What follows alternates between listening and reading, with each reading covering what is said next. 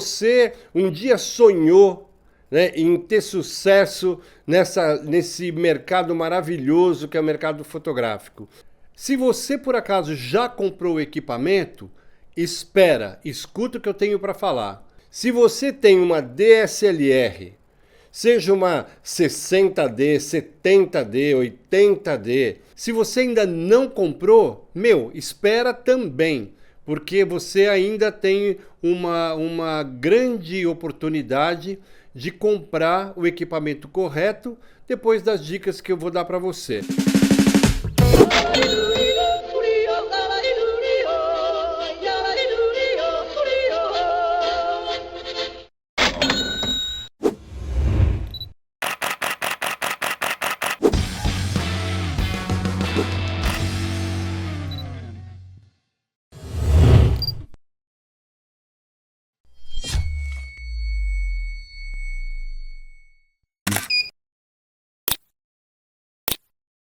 Olá, amigo da EFO! Como é que é? Como é que tá a vida? Tudo bem? Bom, é o seguinte, quantas vezes eu já falei para você que o equipamento é secundário, que o teu sucesso ele não depende da lente que você tem, nem da mirrorless, percebe? O sucesso dentro da fotografia ele é uma coisa que tem que ser construída passo a passo.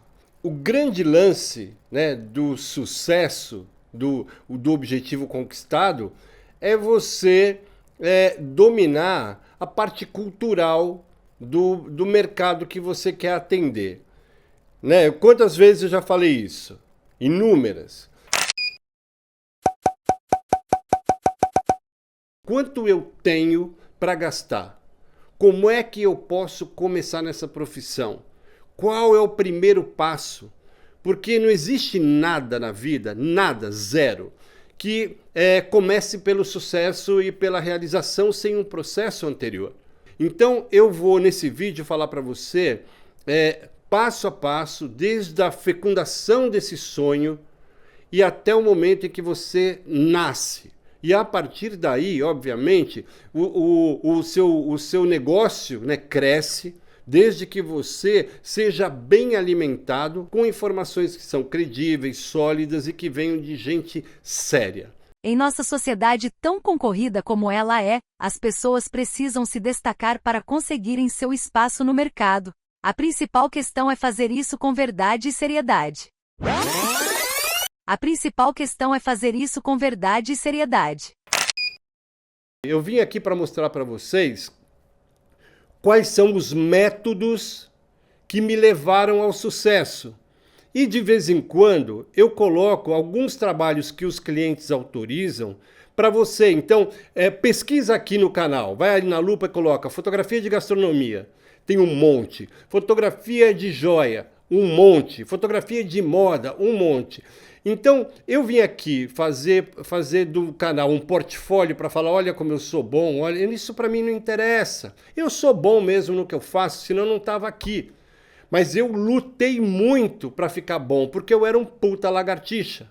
Mas quando eu senti que eu queria ser um dinossauro como os mestres, cara, eu bebia qualquer informação e agradecia e continuo agradecendo imensamente e eternamente, porque isso faz parte da receita do meu sucesso. Porque eu quero que você entenda que eu não estou aqui para ficar combatendo corpo a corpo.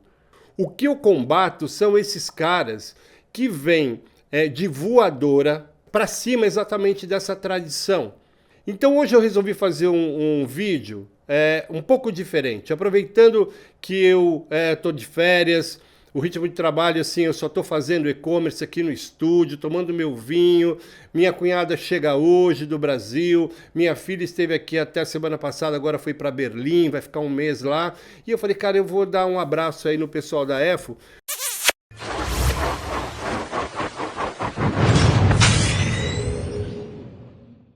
Bom, eu resolvi abrir rapidamente um parênteses aqui para falar para você de um assunto que vai completar tudo aquilo que eu quero mostrar e principalmente provar que o equipamento não define o teu sucesso. Você, durante muito tempo, né, depois do advento, do nascimento desses influenciadores, que entendem muito pouco daquilo que falam, eles trouxeram uma coisa, né? Nem sei como definir, mas para mim é uma coisa indefinível, que é o bullying do equipamento.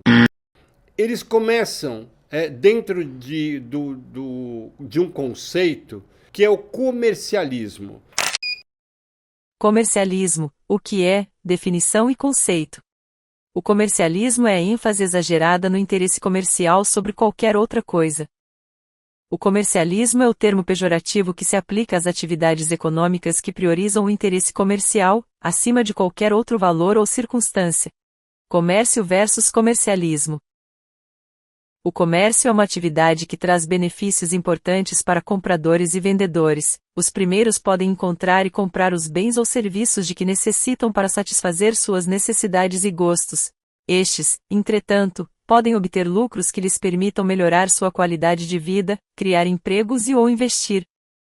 Não obstante o acima exposto, as pessoas não só têm necessidades de bens e serviços, mas também têm outros interesses culturais, artísticos, filantrópicos, etc.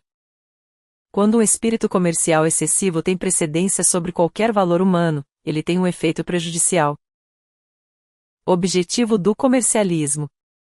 O objetivo principal é a obtenção de lucros econômicos mesmo quando seja necessário deixar de lado outros valores. Efeitos negativos do comercialismo. Entre os efeitos negativos estão: perda de criatividade, falta de respeito pelo ser humano, miopia em relação ao futuro, ganhos rápidos são priorizados, baixa qualidade literária ou artística. Exemplo de comercialismo. Um exemplo é quando um escritor põe de lado sua qualidade literária para se concentrar no objetivo de vender o máximo possível. O escritor coloca seus ganhos antes de sua criatividade, suas ilusões e o que ele realmente deseja comunicar com seus livros. Outro exemplo é quando um produtor prefere utilizar métodos de produção baratos, mas poluentes que ponham em risco a saúde do trabalhador, tudo para obter maiores lucros. Isto aqui é um alerta, uma bandeira vermelha na sua cara. Porque quantas vezes você vê algumas pessoas vendendo ilusão através de cursos? Isso é o comercialismo. Porque essas pessoas normalmente fazem um ou outro trabalho profissional só para alimentar o conteúdo do canal, mas o core business, aquilo que é o negócio principal, é o comercialismo. Percebe? Então, vendem coisas que não têm nenhum valor dentro daquilo que efetivamente você precisa para alcançar uma posição de respeito e de destaque, tanto técnico quanto estético, no mercado que você vier a escolher. E o que mais me chama a atenção, perda de criatividade, que é exatamente isso que está acontecendo agora. Joga tudo na mão da inteligência artificial, não precisa ser criativo. Então o que acontece? A gente tem agora uma geração de pessoas que têm a inteligência artificial, é que nem adoçante artificial. E o teu cérebro, deixando de ser criativo, ele perde exatamente a capacidade de desenvolvimento. Porque a curiosidade e a criatividade foi o que, fizeram o Tesla inventar o Wi-Fi, né, que as pessoas acham que foi inventado agora. Não, foi o Tesla.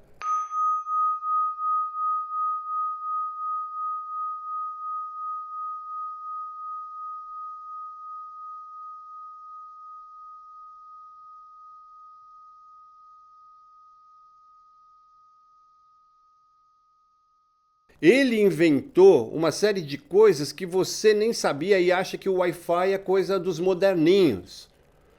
Essa inspiração e essa cultura geral que você tem é o que vai fazer você se destacar.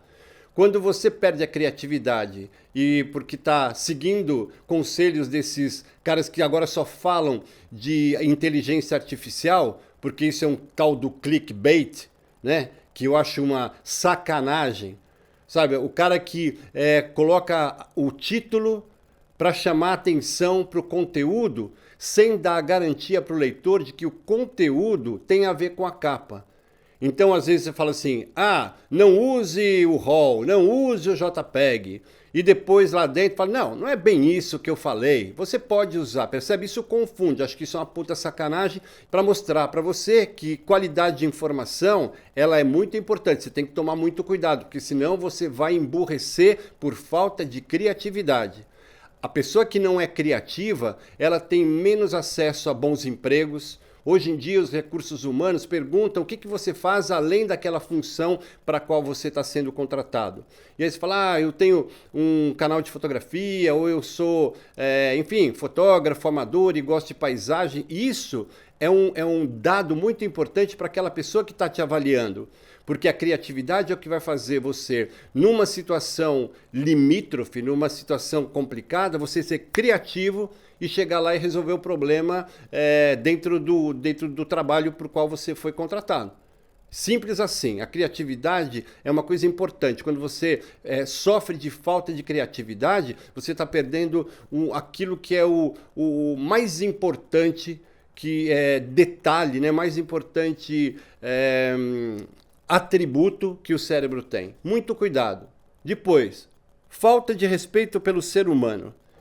Eu acho que eu já falei exatamente o que é, né? A falta de respeito é você cagar mesmo para a história da outra pessoa e pensar só que você, que vai se dar bem, que você é um chico esperto e que você vai encher sua conta do banco, que vai ganhar 2 milhões, 3 milhões, mesmo que isso signifique o fracasso da outra pessoa. Isso é falta de respeito e gente assim não dura na profissão. Gente assim acaba sendo descoberta e a bunda fica de fora rapidinho. Depois, miopia em relação ao futuro. Ganhos rápidos são priorizados. É isso que eu falei. Deixa eu ganhar rápido antes que me descubram.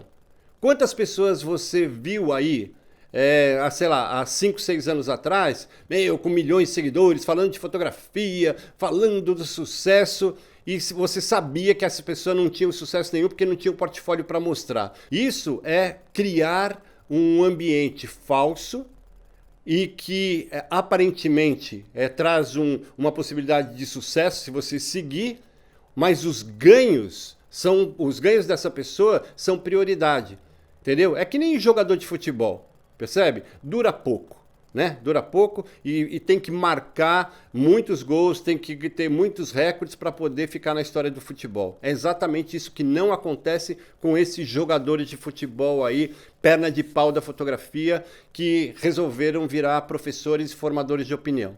Baixa qualidade literária ou artística? É isso.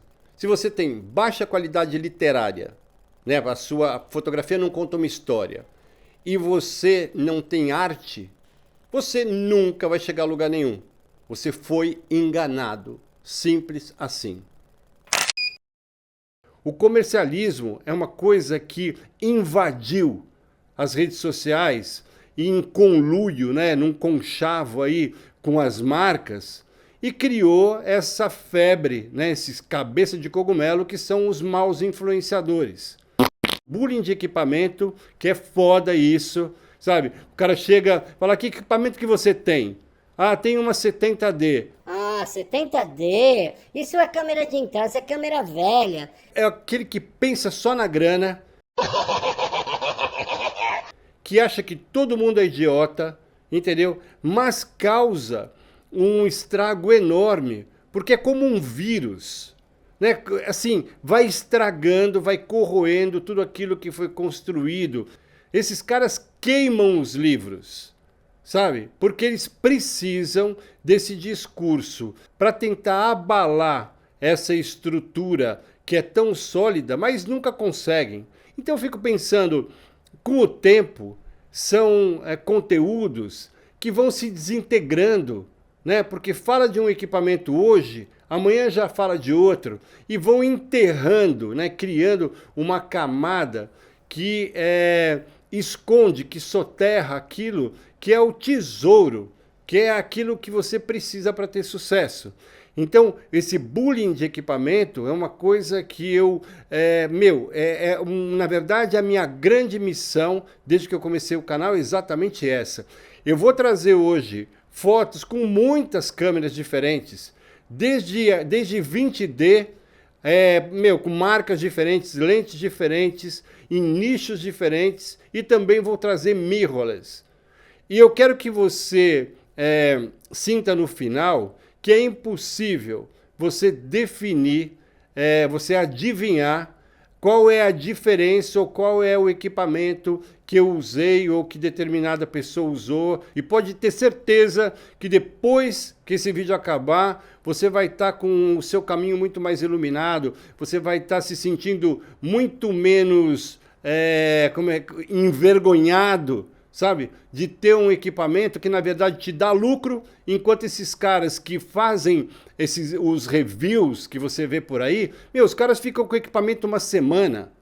Como é que uma pessoa que fica com o equipamento uma semana consegue dar para você um feedback, né, de testes que seja minimamente confiável? É impossível. Uma câmera você conhece não pela teoria, aquilo que a fábrica escreve. Então existe esse comercialismo, né, que é o alinhamento das fábricas e dos influenciadores, dos maus influenciadores, onde você é o cocô do cavalo do bandido aí no filme. Entendeu? Que se dane, não tem critério. A gente tem que meter a mão no bolso e enganar o público que, na verdade, merece respeito e que merece, inclusive, ficar afastado dessas mentiras, dessas meias verdades que só levam você a gastar dinheiro e nunca ganhar. Beleza? Fecha parênteses aí que eu achei que era importante dizer isso.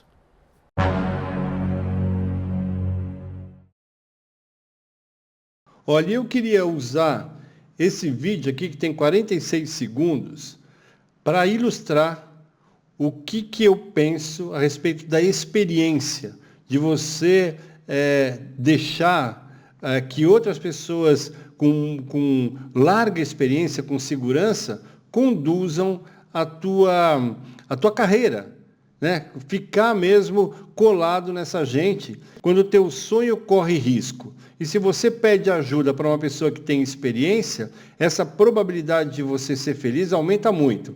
E para você entender, o aeroporto da Madeira, da Ilha da Madeira, é um dos mais complicados tanto para pousar como para você aterrissar. E em alguns momentos, com tempestade, com vento cruzado, imagina que você coloca a sua vida dentro desse avião, com a tua família. E eu queria que você estabelecesse uma relação com o teu sonho, com a tua poupança, né? com o teu futuro, com a tua vontade de dar certo na fotografia. Entendeu? Então eu quero que você faça uma comparação entre as duas coisas para você entender como a experiência de outras pessoas pode evitar que o meu sonho morra. Então vou dar o play aqui. Imagina essa situação. E aí eu coloquei o nome do vídeo. Você prefere experiência ou não?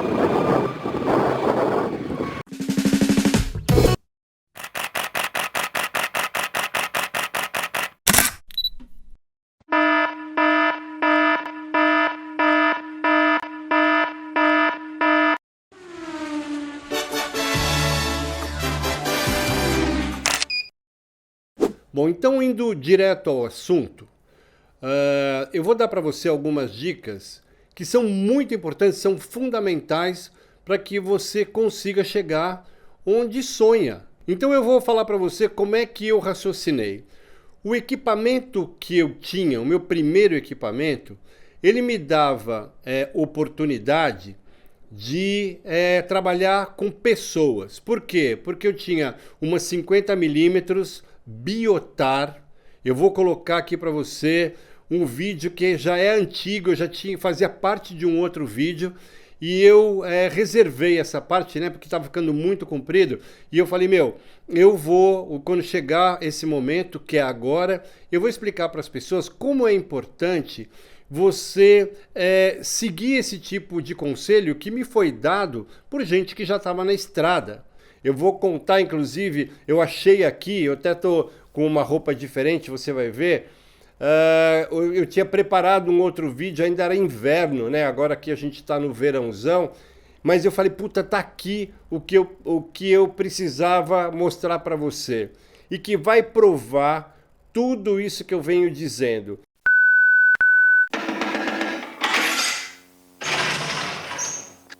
Senta que lá vem a história. E eu me lembrei de uma coisa, cara, assim, que, puta, eu fiquei tão feliz. E eu falei, cara, eu preciso falar pra você, contar essa história, porque eu tenho certeza que dessa maneira você vai entender a minha forma de pensar e aquilo que eu quero transmitir pra você.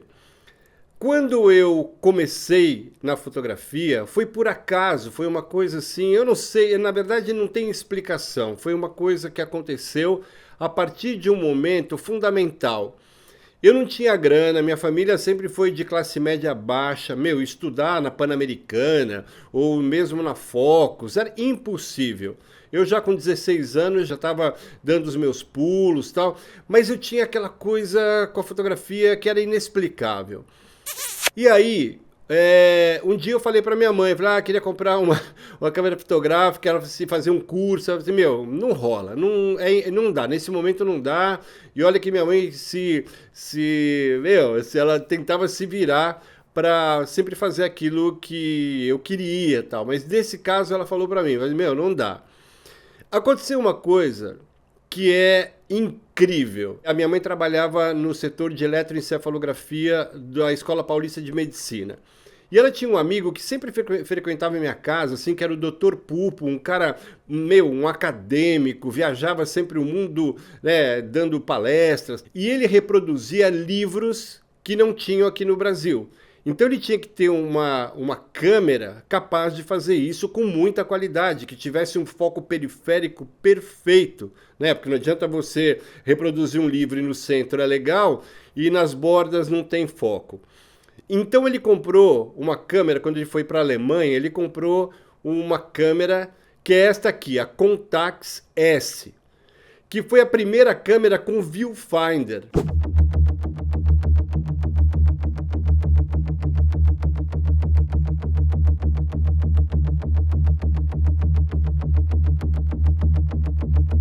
E um dia minha mãe comentou com ele que eu tinha essa paixão por fotografia, que ele também tinha, e ele disse o seguinte, olha, minha mãe chamava Orminda, falei assim, Orminda, se eu falecer, se acontecer alguma coisa, essa câmera você pode levar e dar lá para o Fernando.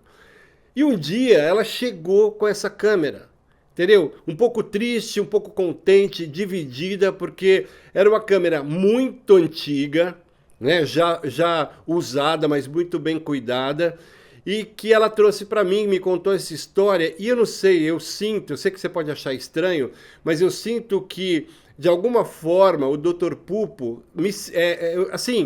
ficou do meu lado, acho que ele deve estar contente aqui com o que eu estou falando, porque eu sou super agradecido que se não fosse essa câmera, eu não teria começado na fotografia. E ela chegou com essa Contax S, que eu não tinha ideia, assim, eu olhava e falava, uma câmera velha, né? Eu achava que era uma câmera velha. E a lente que ela veio é uma Biotar F2, eu vou mostrar para você a campanha de lançamento dessa câmera, e eu comecei a fotografar com ela. Então, como não tinha influenciador, eu era obrigado a ir aonde? Na biblioteca. Eu aprendi fotografia na biblioteca. Eu aprendia a revelar com como é que chamava, cara? Esqueci o nome. Ah, meu Deus.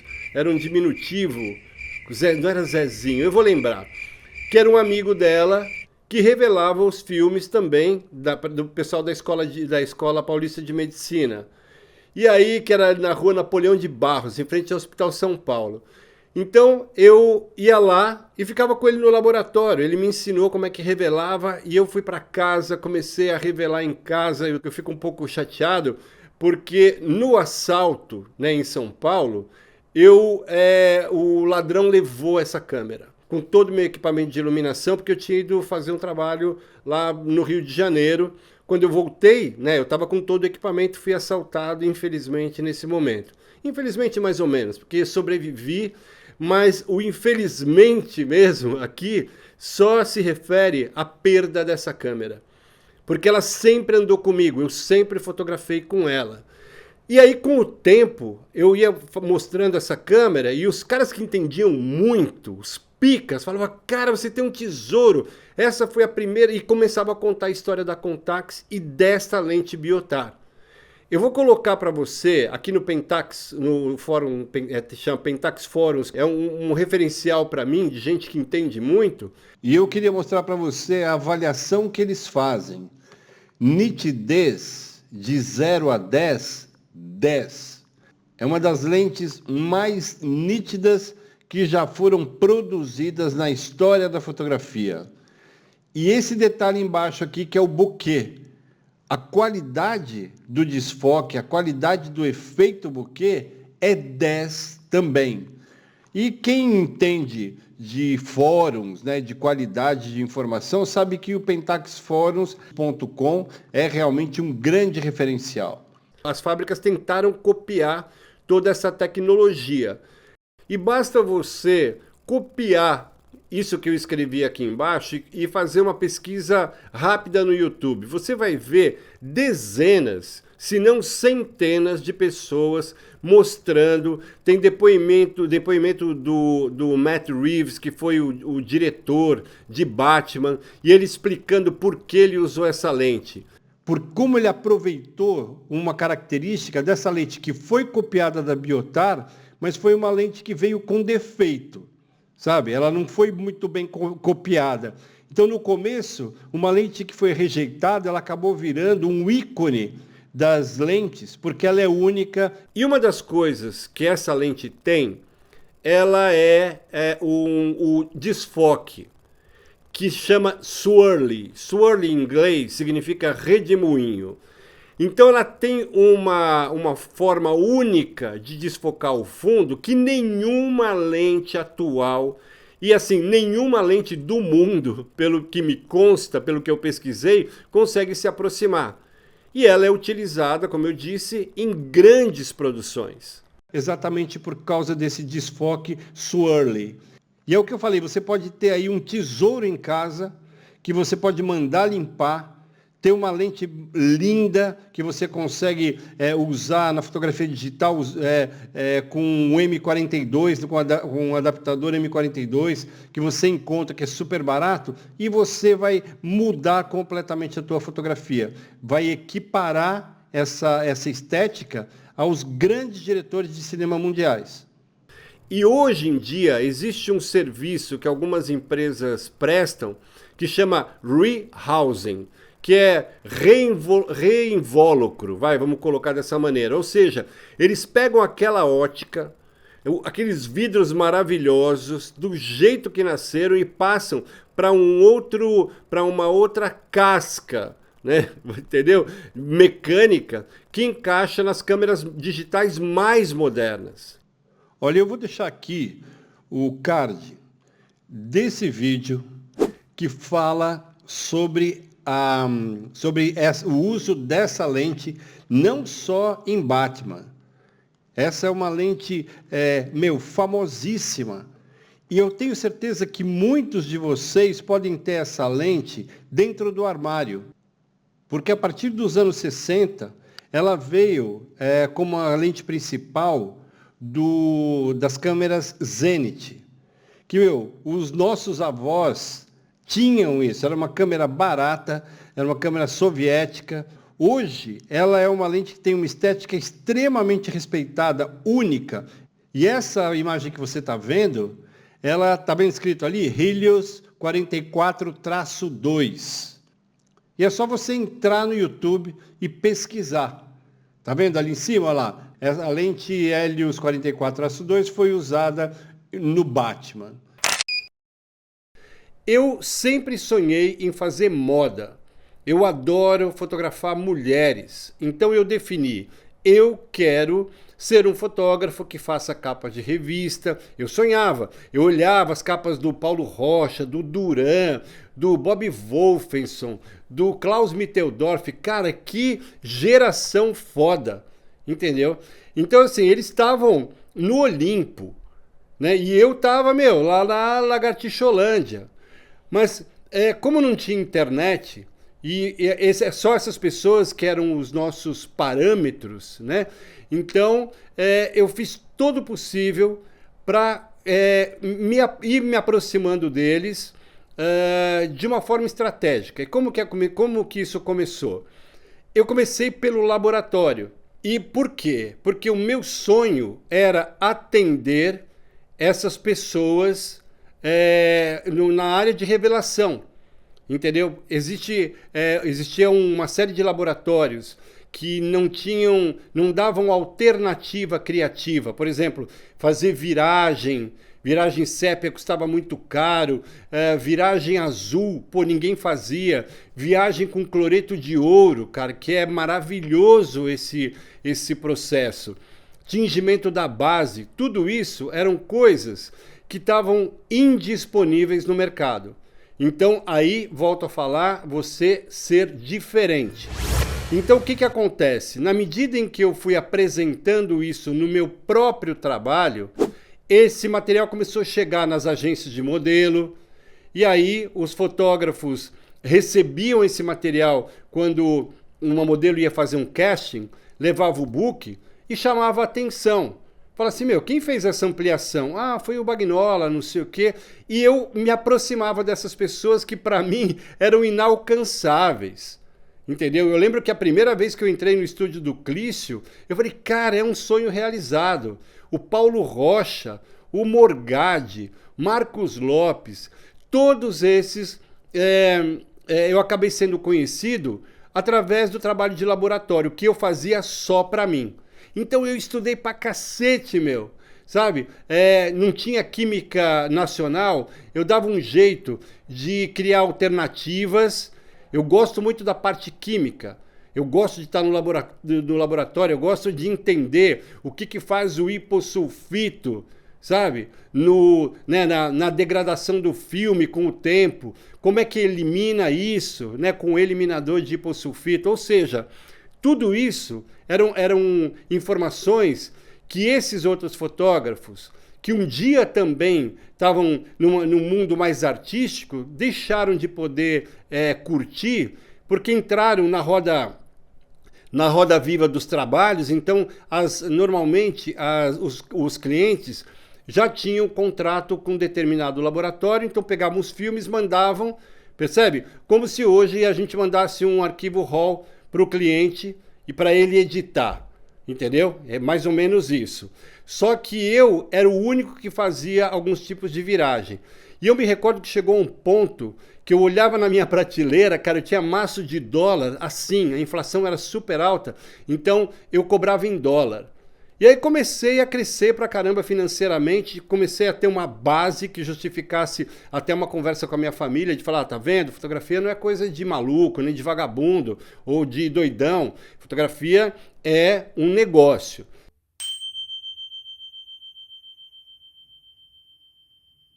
Então eu sempre vi dessa maneira. E aí o que aconteceu? Eu comecei a ficar amigo dessas pessoas, então eles começaram a me chamar para, enfim, fazer as impressões de exposições pessoais, de trabalhos autorais, que os outros laboratórios não faziam mais. Ou se fizessem, cobrava uma puta grana. Então eu não, cobrava um preço justo e só fazia coisas especiais, beleza? Então comecei a entrar no mercado de moda e não queria concorrer, aliás, nem podia concorrer com os caras que tinham puta equipamento já médio formato, que já faziam publicidade. Então, foi um recomeço dentro da mesma estratégia do laboratório. E aí o que eu fiz? Eu fui procurar as grandes agências de modelo. Entendeu? Porque eu pegava as revistas e debulhava, sabia as tendências, comecei a conviver com os maquiadores e via a importância que eles têm, coisa que muita gente que anda por aí, que se diz, né, é fotógrafo de moda, que, não trata essa equipe com o valor, né, e com o amor mesmo que eles merecem. Porque são eles que deixam as mulheres bonitas. E a presença do maquiador num trabalho, ele engrandece o fotógrafo. Porque a cliente fala, pô, que legal, entendeu? Eu contratava sempre uma produtora de moda, sabe? Ou um produtor de moda que fosse acompanhar toda essa viagem dos meus clientes. E normalmente o que eu fazia? Eu chamava produtores que trabalhavam para as revistas.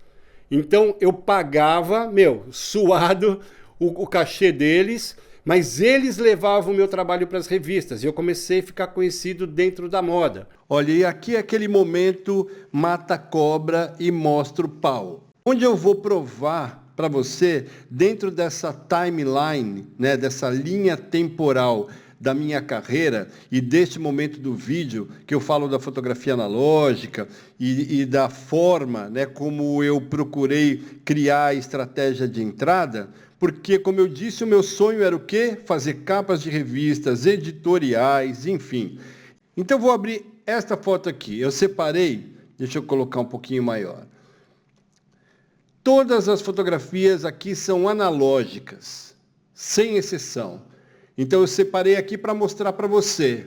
Olha quantas capas eu consegui fazer, fora as que eu não coloquei aqui, né? Eu só preenchi esse quadro. Eu tenho muito material publicado. E isso me fez ficar muito bom na parte de impressão, porque eu tinha que entender qual era o percurso dessa imagem até a impressão.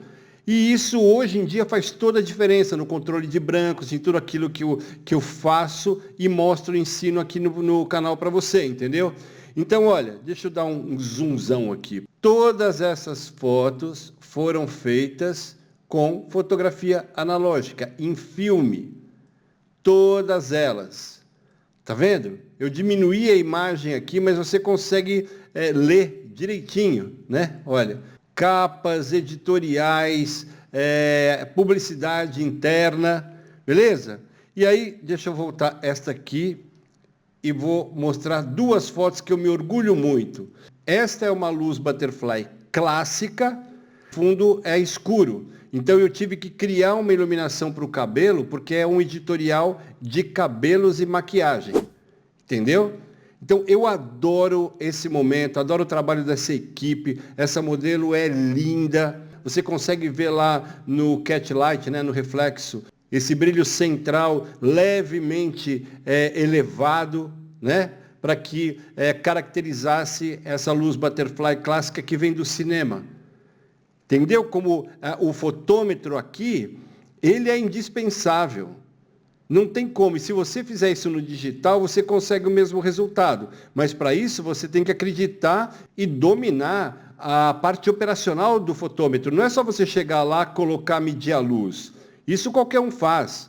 É você buscar a construção da iluminação em função das várias leituras que você faz.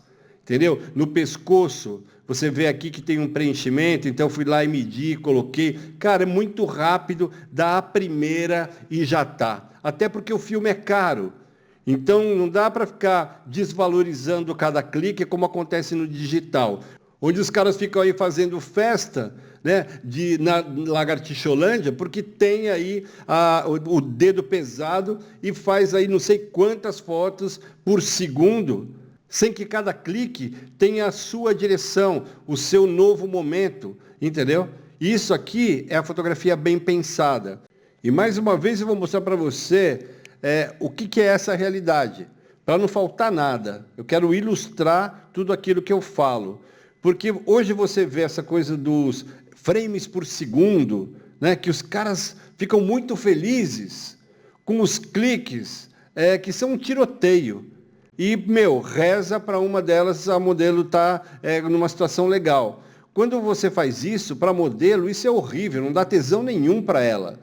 O que ela gosta é de ser dirigida, ela gosta de ser bem informada sobre cada momento, e principalmente você, para colocar o rosto na posição correta, porque normalmente o que acontece, quando você desce o dedo na frente de uma modelo, ela faz o primeiro clique, e no segundo ela já está perdida, no terceiro então aquilo ali fica, é o que eu falei, é um tiroteio fotográfico e não uma sessão fotográfica. Então vem comigo aqui para esse momento, para você reparar que cada clique é diferente do outro, e pode ter certeza que isso aí deve ter, entre uma foto e outra, era só o tempo do gerador carregar, que deve dar aí 2 ou 3 segundos no máximo, beleza?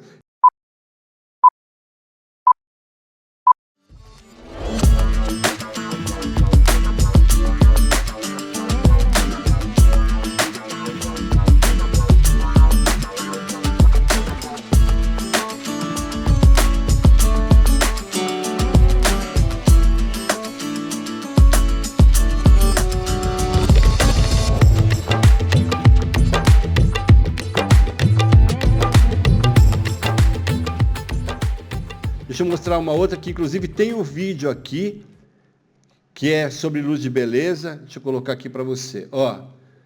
Olha a nitidez desse... Deixa eu baixar só um pouquinho aqui. Desse filme. Tá? Se você não assistiu esse, eu ensino a fazer essa luz. E já é uma luz muito diferente. Já é uma luz aqui com contraste mais suave. Que é uma luz feminina. Você aqui não vê a sombra butterfly.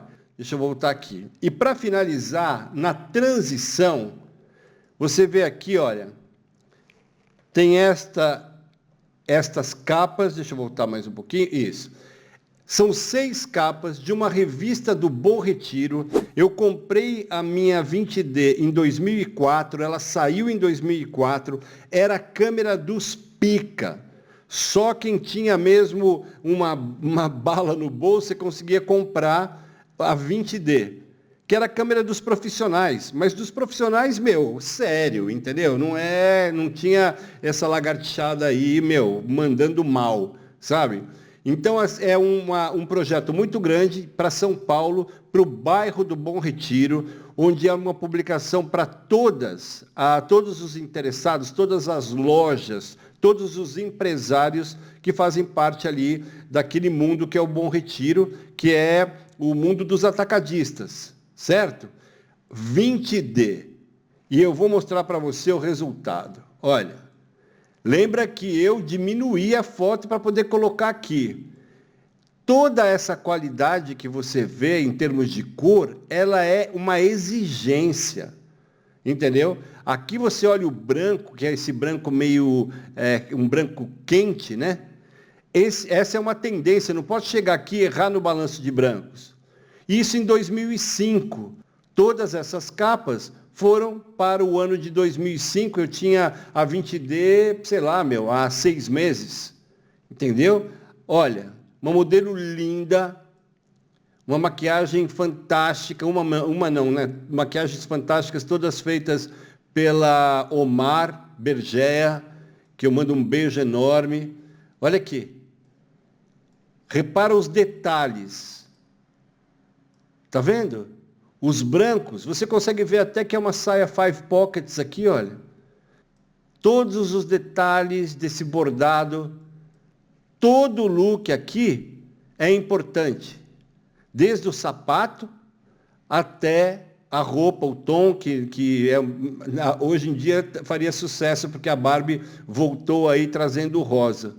Então eu estou mostrando, isto aqui foi o primeiro grande trabalho que eu fiz com a 20D. 6 capas no mesmo ano. E há 3 ou 4 meses antes eu tinha feito a mesma coisa em filme. Então agora você acredita ou não? Então a partir daqui a gente vai começar a falar do percurso digital. E no final você vai ter uma enorme surpresa, porque você vai ver quantas câmeras já passaram pelo meu estúdio, pela minha mão. Fora as que eu aluguei. Então eu sei o que eu estou falando. Isso aqui é um review a sério. Sabe, isso aqui não é teoria, não é rumor. Aqui é vida real na veia. Então repara que não é um marketing da esperança, tipo, ai, tomara que essa porra dê certo. É muito focado.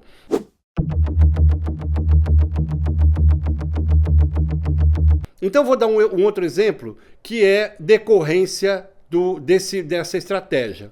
Eu comecei a fazer moda e reparei que tem nos editoriais, ou mesmo durante o trabalho, tinham muitas empresas que faziam acessórios de moda, sapatos.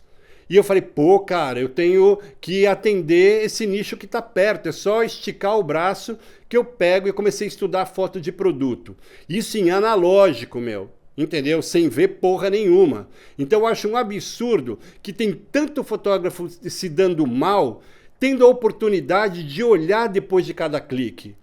E aí que eu falo para você que o automático só te zoa a vida. Sabe, o automático ele faz com que o teu cérebro define.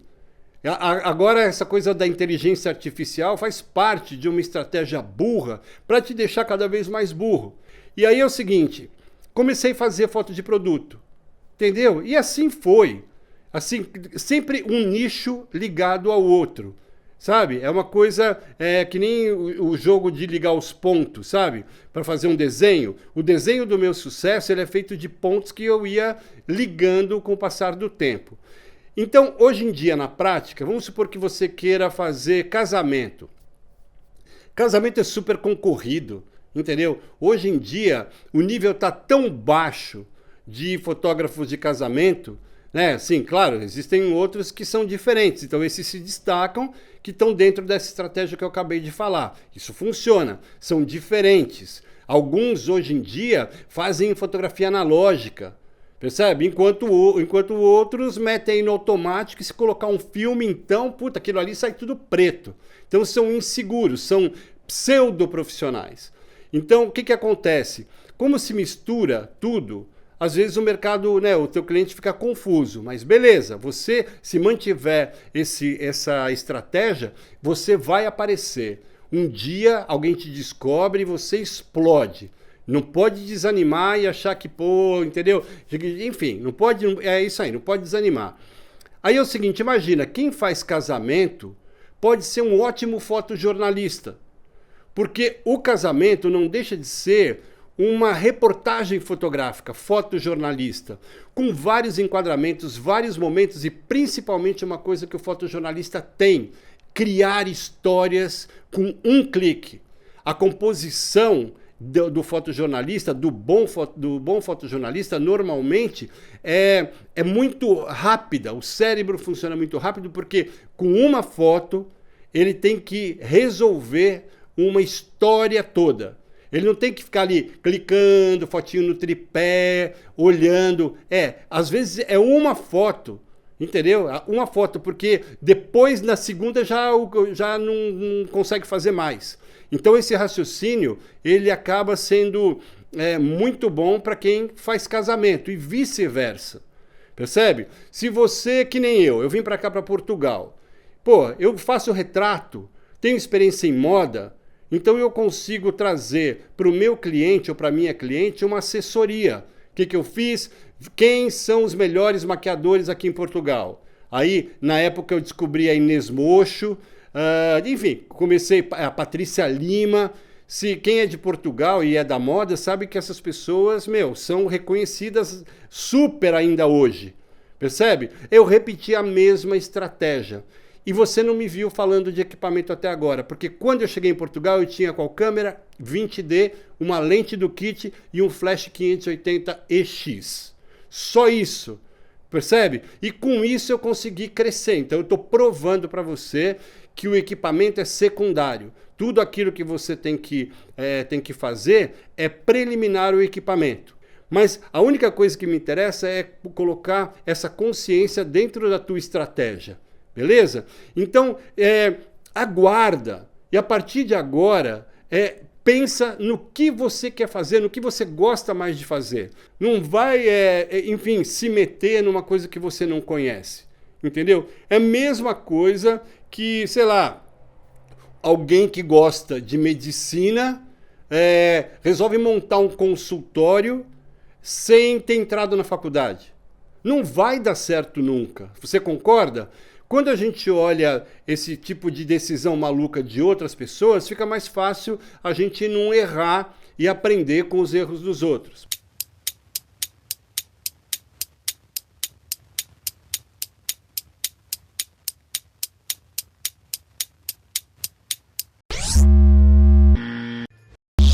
As pessoas que me inspiram e que me inspiraram no começo são Sebastião Salgado, Araquém Alcântara, Henri Cartier-Bresson, percebe?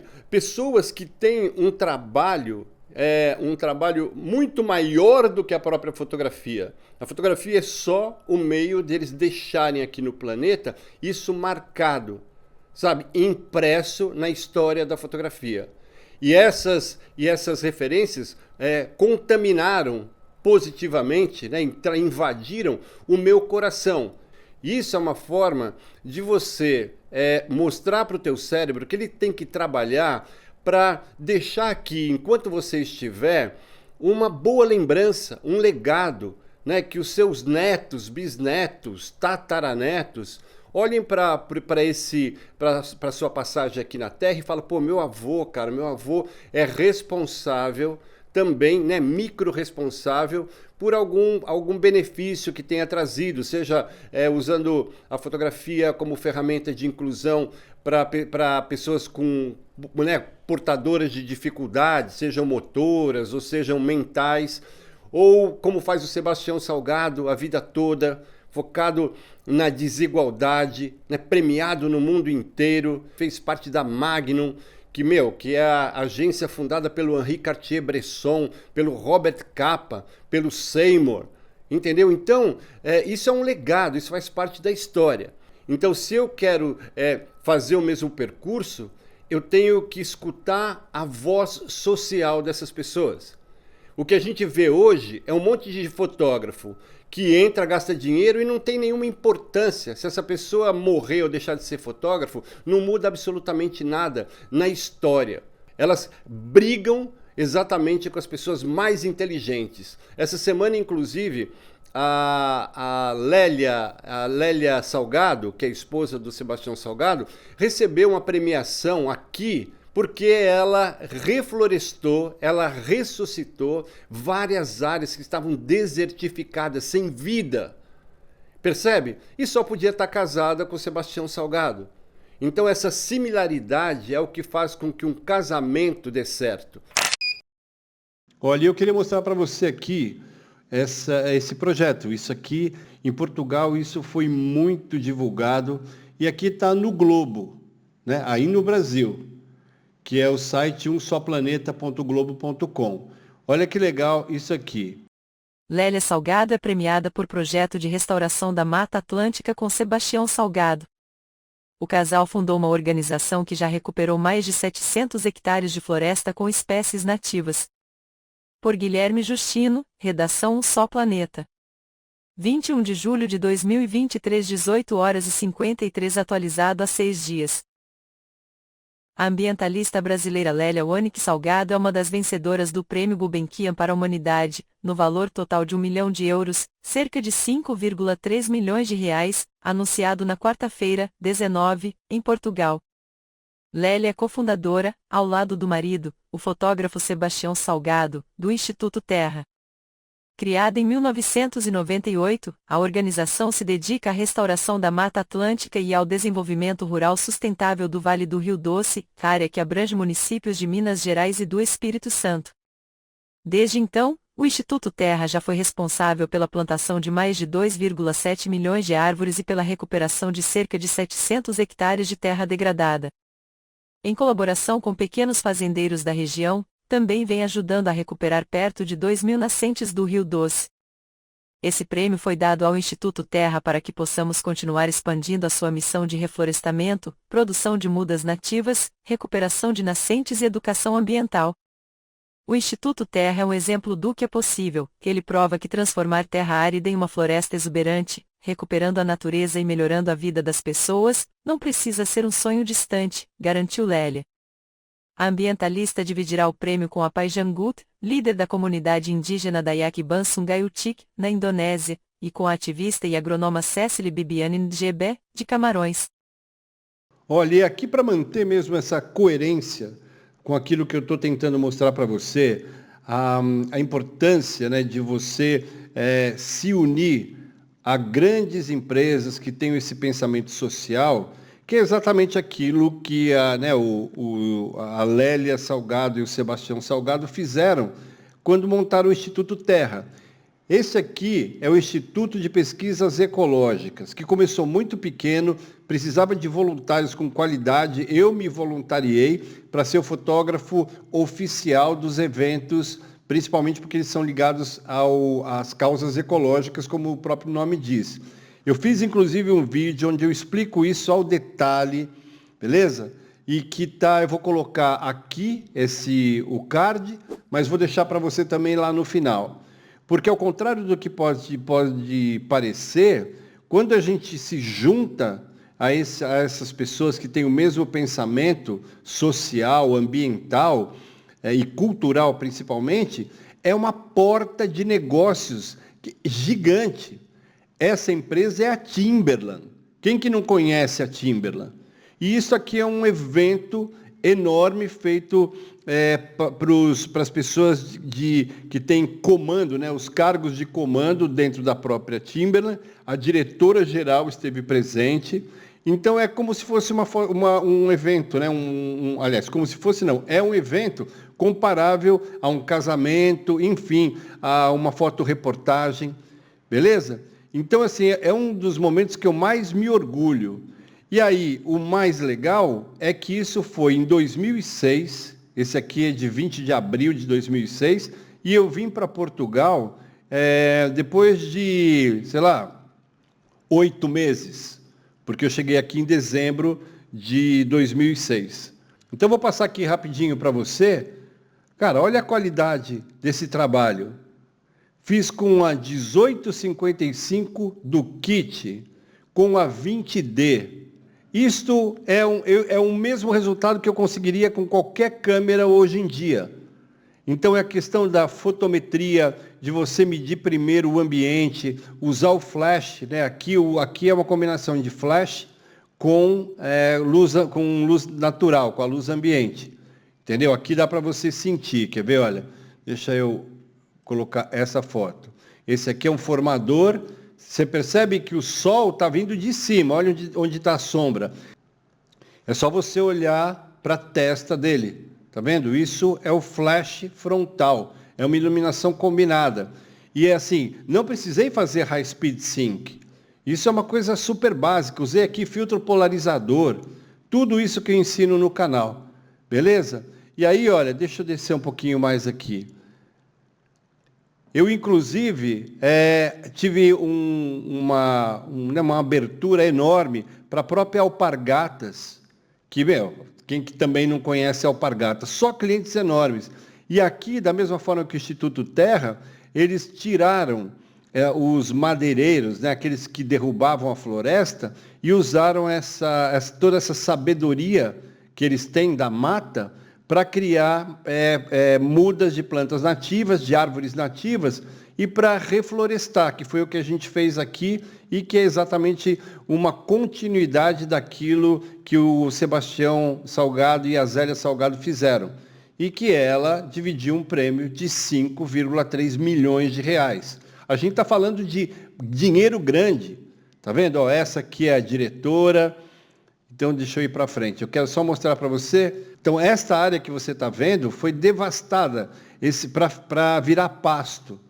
E aí eles começaram a reflorestar, porque atrás você vê que já tem a floresta voltando. Percebe? E esse é o meu legado, é isso que eu quero te mostrar. Junte-se a gente que tem essa preocupação, que tem uma causa, e todas as empresas que financiam vão chamar você para trabalhar. Aqui, voltando a repetir, é Timberland, Alpargatas e a Prefeitura Municipal. E essa imagem, para mim, feita com a 1855 em 18 milímetros, com essa qualidade, com essas cores, com essa nitidez, ela tem um significado emocional muito forte, porque eu levei meu filho para plantar, sabe? Cada pessoa dava um nome, adotava a muda. É um processo muito bonito de amor pelo planeta. Então, essa árvore foi uma das pouquíssimas que sobraram de todo o desmatamento. É muito lindo você fazer parte disso e saber que você não vai passar em branco aqui. Aí vamos seguir, tá vendo? Todas as... deixa eu até pegar essa foto aqui. Essa é a diretora da Timberland. Tá vendo? Com mão na terra. E olha a profundidade dessa objetiva. É a 1855. Entendeu? Por que você precisa comprar uma outra lente para conseguir o resultado que é igual a esse? É só usar no ponto ótimo, é só saber iluminar. Então, olha da onde que está o sol. Está vendo a sombra aqui do lado, aqui perto desse saco? E olha o preenchimento frontal. Isso é iluminação combinada, onde faço uma fotometria X no fundo e X sobre 2 na frente. E você repara que não tem nenhuma sombra do meu flash para trás. Tá vendo? Você nota no olho dela, né, que tem o catch light, que dá uma vida. E assim, eu olho essa foto e sei que eu trabalhei no ponto ótimo, que o X sobre 2, que é essa luz de preenchimento que eu ensino aqui exaustivamente, ela não projeta sombras atrás, porque ela tem a metade da força, digamos, da força luminosa que tem o X, que é a luz ambiente. Então, isso é uma iluminação combinada que eu sempre fiz em fotografia analógica. Entendeu? Então, vamos seguir aqui para ver. Tem uma foto que eu acho que encerra. Né? Eu quero guardar esta foto aqui, quero que você lembre dela, e eu vou achar uma outra que resume tudo aquilo que eu sonhei nesse trabalho, que é esta aqui, olha. Tá vendo? Esta, e deixa eu pegar aqui e subir um pouquinho. Esta e esta. Olha, são duas fotos, esta e esta. É a floresta bebê voltando, e aqui a única árvore que sobrou. Beleza? Então tem tudo a ver com essa inspiração que esses grandes mestres me trouxeram. Que você fala Sebastião Salgado, ele vai ficar eternamente, enquanto o planeta durar, ele está aí marcando o território. Então fica fácil você entender, por essa composição aqui, a quantidade de gente que me vê. E o fato de eu estar lá dirigindo essas pessoas e ser apresentado, né, pela direção do IP, a direção da Timberland, a direção da Alpargatas, isso cria um volume de possibilidades enorme. E fica fácil de você perceber por essa imagem que conta a história das pessoas, reflorestando, né, essa área devastada aqui no primeiro plano, e lá no fundo você vê a floresta, né, a Mata Atlântica, sendo recuperada. Percebe? A biodiversidade tendo uma oportunidade. Então, na minha composição, eu tenho que contar essa história. E aqui eu mostro a capacidade profissional. Porém, essa capacidade profissional ela está envolvida por uma imagem social, um fotógrafo voluntário e que certamente foi fundamental para que eu conseguisse vários trabalhos. Porque tem gente aqui que é de agência de propaganda, entendeu? Que é voluntária também desse projeto, diretores de arte, videomakers, diretorias de várias empresas que são parceiras. Então, vou passar aqui algumas fotos para que você entenda a composição. O que eu falo é sobre você contar uma história. Tem o rio aqui, que é o divisor de águas mesmo aqui, né? Divisor de planos, esse caso, onde eu mostro lá no fundo a mata original, aquilo que sobrou. No meio aqui você vê algumas interferências já, enfim, de reconstrução, de renascimento. E nesse primeiro plano, as pessoas, a ação humana, fazendo uma intervenção positiva, né? Regenerativa, não destrutiva. Entendeu? Então, quando eu apresentei esse trabalho, eu falei tudo isso. E nesse grupo de pessoas que você vê aqui, tem diretor de grandes agências de publicidade, tem o pessoal da Alpargatas, tem Timberland, tem executivos, todos esses num nível de clientela que dificilmente eu chegaria se não fosse dessa forma. Então eu fico envolvido por uma imagem muito positiva como voluntário, porque eu faço parte dessa equipe de voluntários. Então como eu sempre gostei de fotografar pessoas, eu me divirto muito com elas, faço com que elas tenham uma performance muito espontânea e acabei criando aí um network enorme. Tá vendo? As pessoas com a mão na terra. E todas as pessoas receberam as minhas fotos depois por e-mail. Olha, eu escolhi essa foto aqui, a 7613, e vou abrir aqui no Photoshop. E ela foi feita com a 20D de 8,2 megapixels, com a lente 1855 do kit 3556. Beleza? Essa que a galera aí, os equipamentistas, eles dizem que é uma porcaria. Então eu vou dar aqui um zoom, só para você ver. Olha aqui a nitidez no primeiro plano. Vou passar para o segundo plano. Olha. O plano intermediário, eu consigo ver até as ondas aqui, o movimento da água. E lá no fundo, em foco, perfeitamente em foco. O que eu usei aqui? A distância hiperfocal. Entendeu? Então, muita coisa que você vê por aí é que nem fake news, entendeu? É tudo mentira. 1855, 20D, 2006... e eu fazendo um trabalho para um cliente desse nível onde eu não podia errar. Então esse é o primeiro grande exemplo daquilo que é possível você fazer sem pensar no equipamento. Então se você tem uma 60D, 70D, 80D, cara, e você tem um resultado muito melhor ainda do que esse aqui, que é até desnecessário se você for pensar, né? Porque eu consigo ver com muita nitidez, com muita qualidade, com detalhe nas altas luzes, detalhe nas sombras, exatamente porque eu sei o que eu estou fazendo.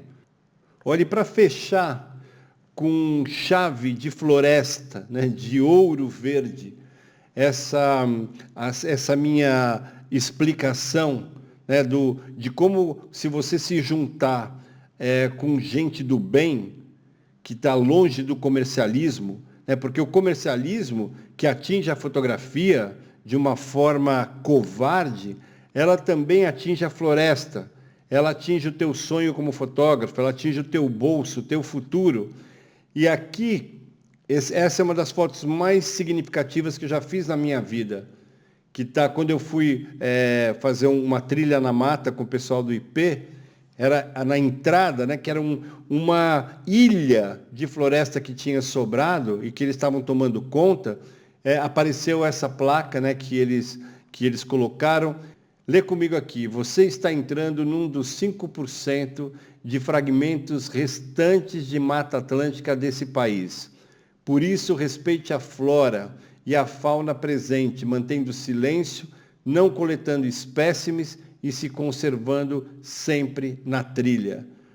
Percebe como o trabalho que o Instituto Terra, que a Lélia Salgado e o Sebastião Salgado vêm fazendo desde 1998, isso está completamente casado com aquilo que é a inspiração que me levou a ser voluntário e fazer parte desse exército ambiental. Ok? Então, espero que você se inspire e que você mude a sua forma de pensar e realmente comece a reciclar a sério e que você cubra o seu coração e a sua alma com essa energia, a energia da floresta, porque a vida do planeta depende disso.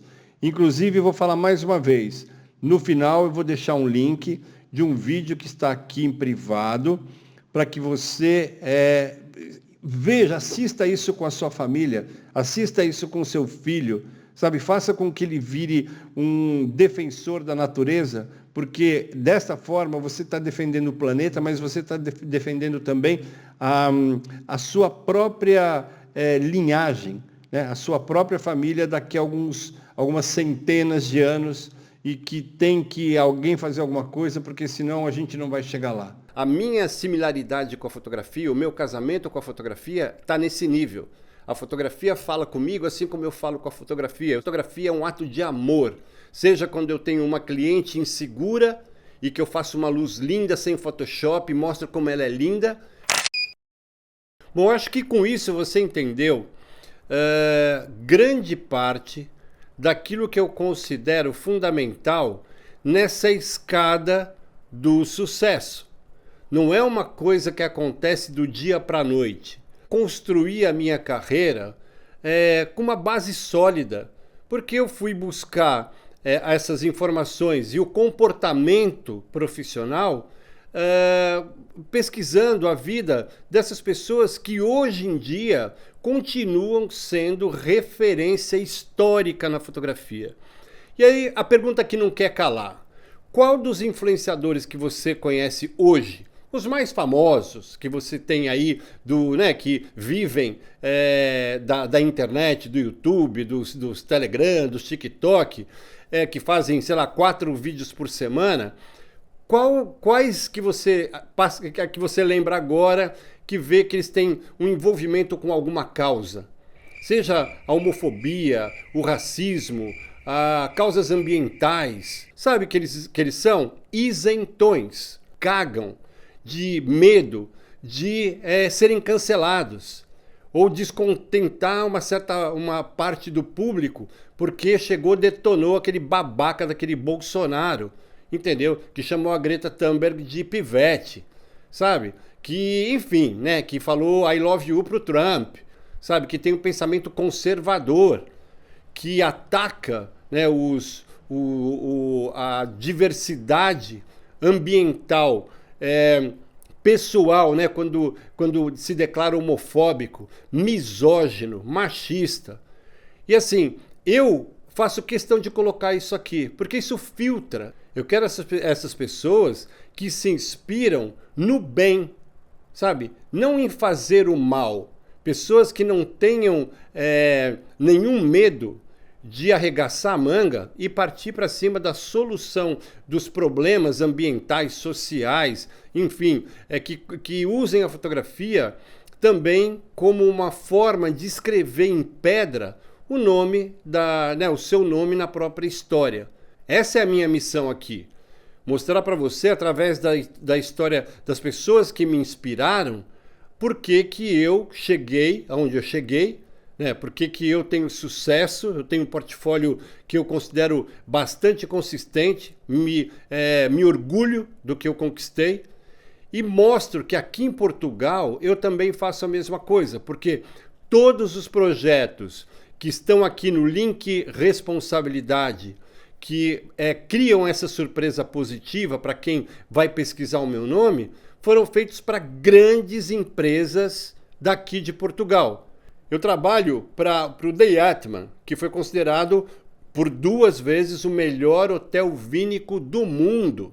Eu trabalho para a Real Companhia Velha, que é a empresa mais antiga de Portugal. Isso vem da cultura que eu faço questão de agregar e temperar com esse fator surpresa qualquer discurso que eu venha a ter com um novo cliente ou com um cliente que me chama de novo.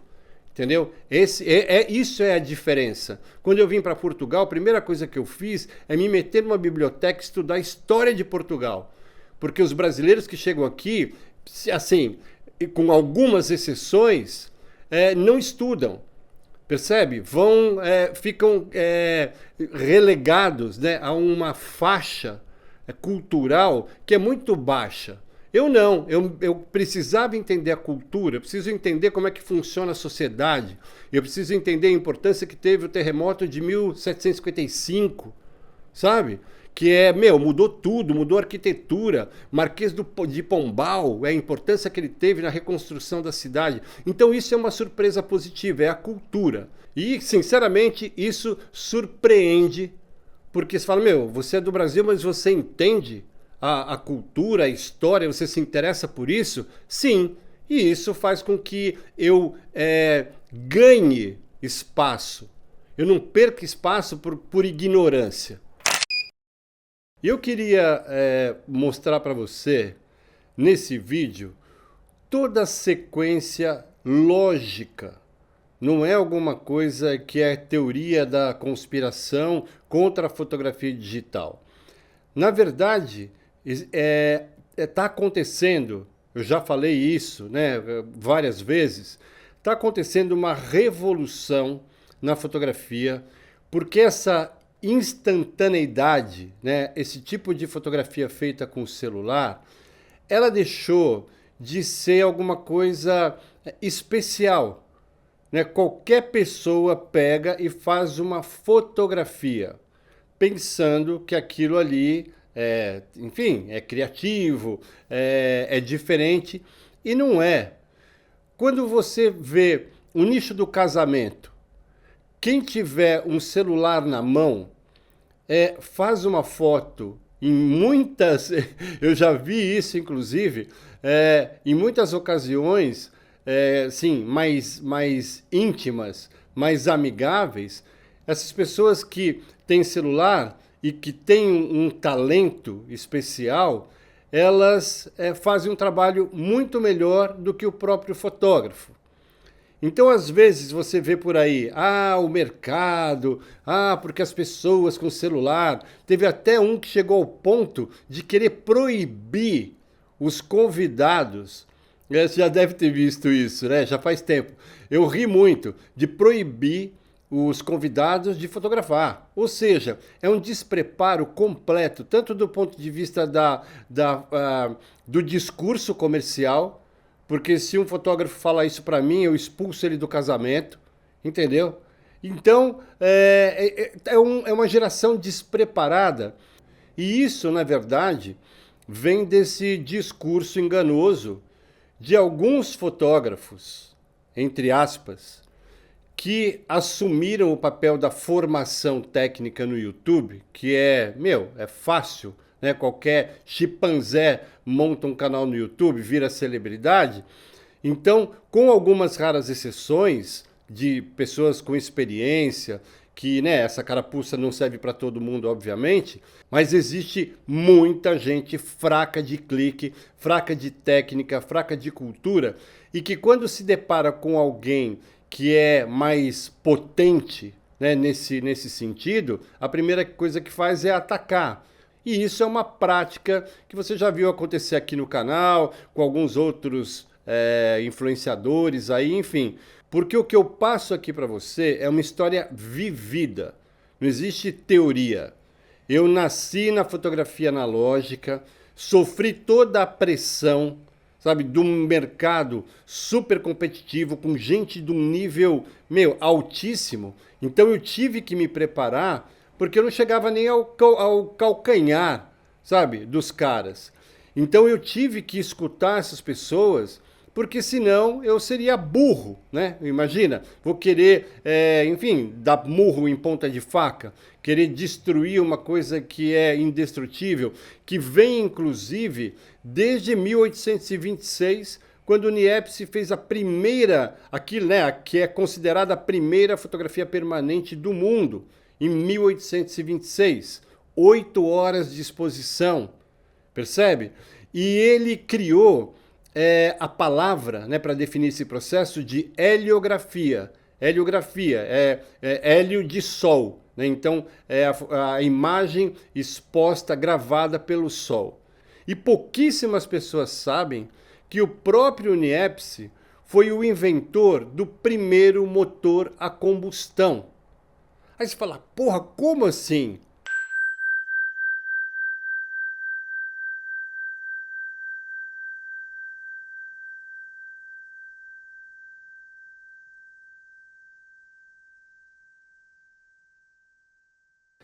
E eu vou colocar aqui para você uma informação que vai agregar um valor enorme, principalmente para você que nasceu no Brasil, sabe? Que tem essa coisa do amor, né? Pela história e pela cultura brasileira. Minha filha chegou agora do Brasil, eu pedi para ela trazer esse livro, que é do Boris Kossoy, sobre o Hercule Florence, que é maravilhoso, entendeu? Que as pessoas pouco conhecem. E o próprio título do livro diz Hercule Florence, a descoberta isolada da fotografia no Brasil. E nesse livro, inclusive, existe um estudo muito aprofundado de que a própria palavra fotografia tenha sido inventada pelo Florence. E o próprio Sebastião Salgado tem uma frase que eu adoro, cara, que é: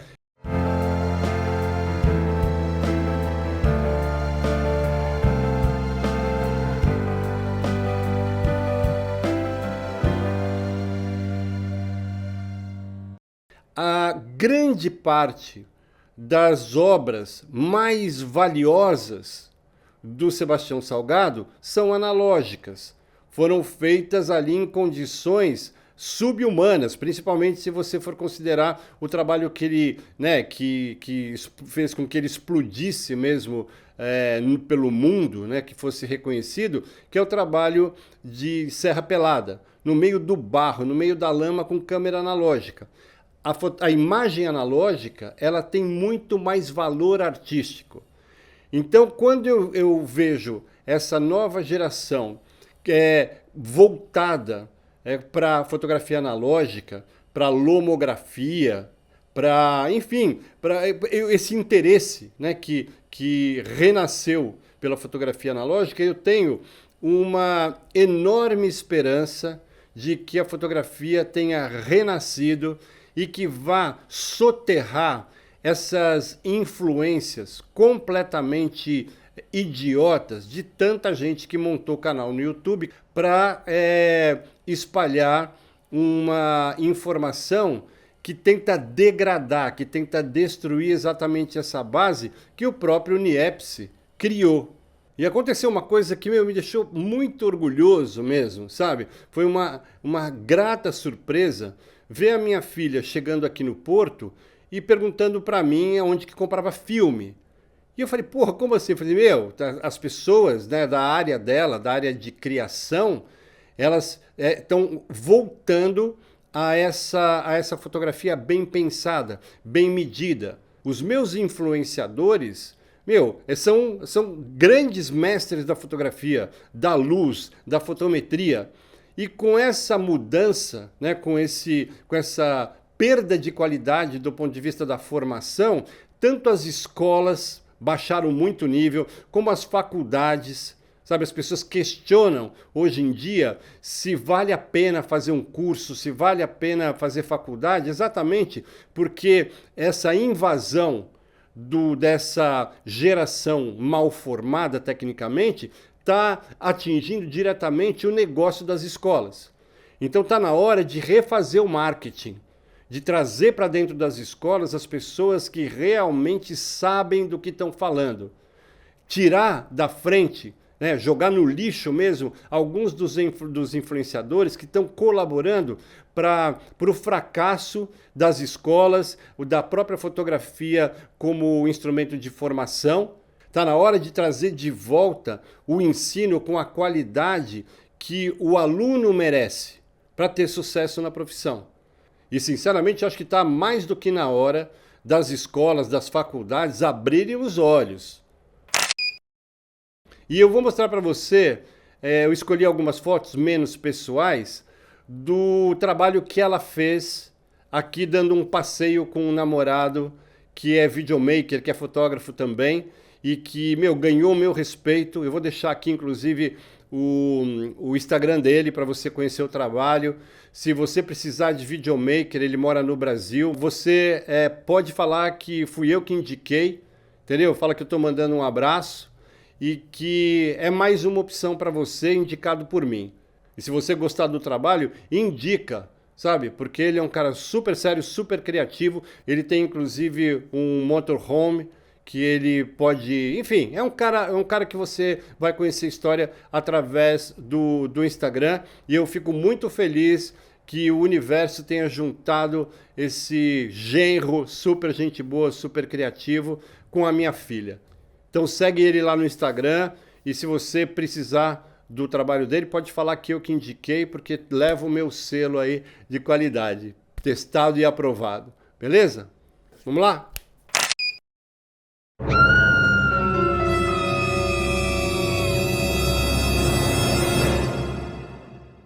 Assim como dizia meu pai, a vingança é própria dos fracos e tal.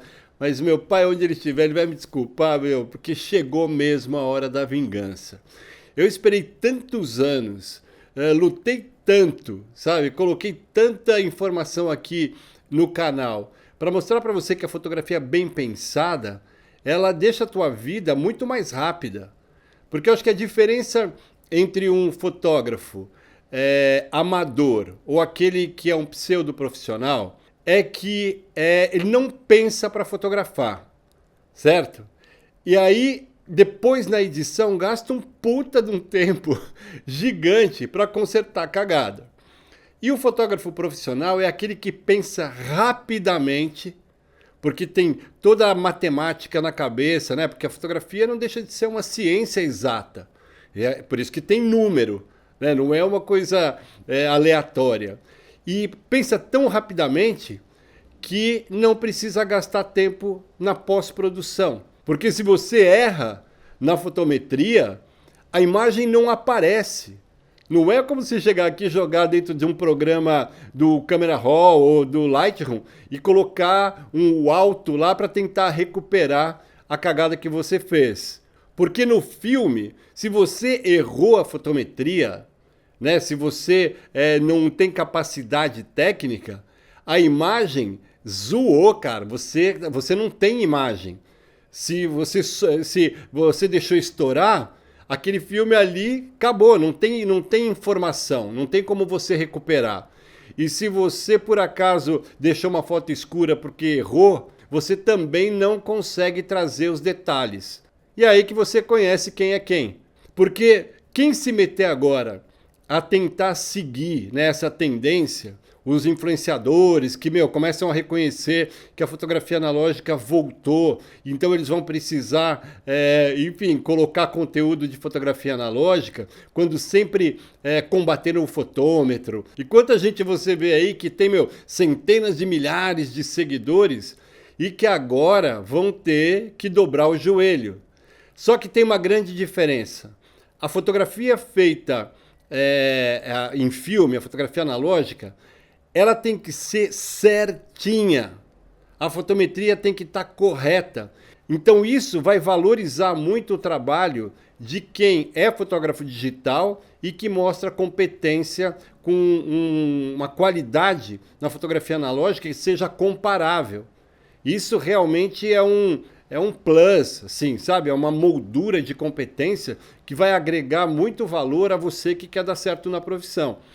Então eu ia até falar sobre esse assunto, mas eu vou segurar minha língua porque eu acho que isso vale um vídeo inteiro, sabe? Que chama Hora da Vingança. E eu vou mostrar para você agora só um exemplo daquilo que é competência, daquilo que é bem feito, daquilo que é possível quando você faz um bom trabalho e você acaba surpreendendo todo mundo que vê essas fotografias. Então vamos seguir aquele velho ditado que diz que a vingança é um prato que se come frio.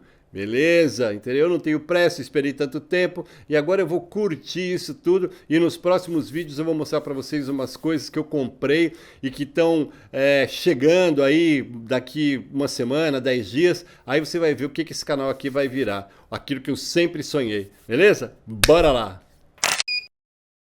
Isso que você vai ver é o primeiro exemplo das câmeras que eu vou colocar aqui na medida em que o vídeo for passando. Eu acho que estabelecer essa cronologia, né? A fotografia nasceu analógica e depois eu vou passando para você a evolução já que eu passei por isso, né? Eu fui obrigado a mudar para fotografia digital, eu vi o primeiro choro da fotografia digital, quando ela nasceu.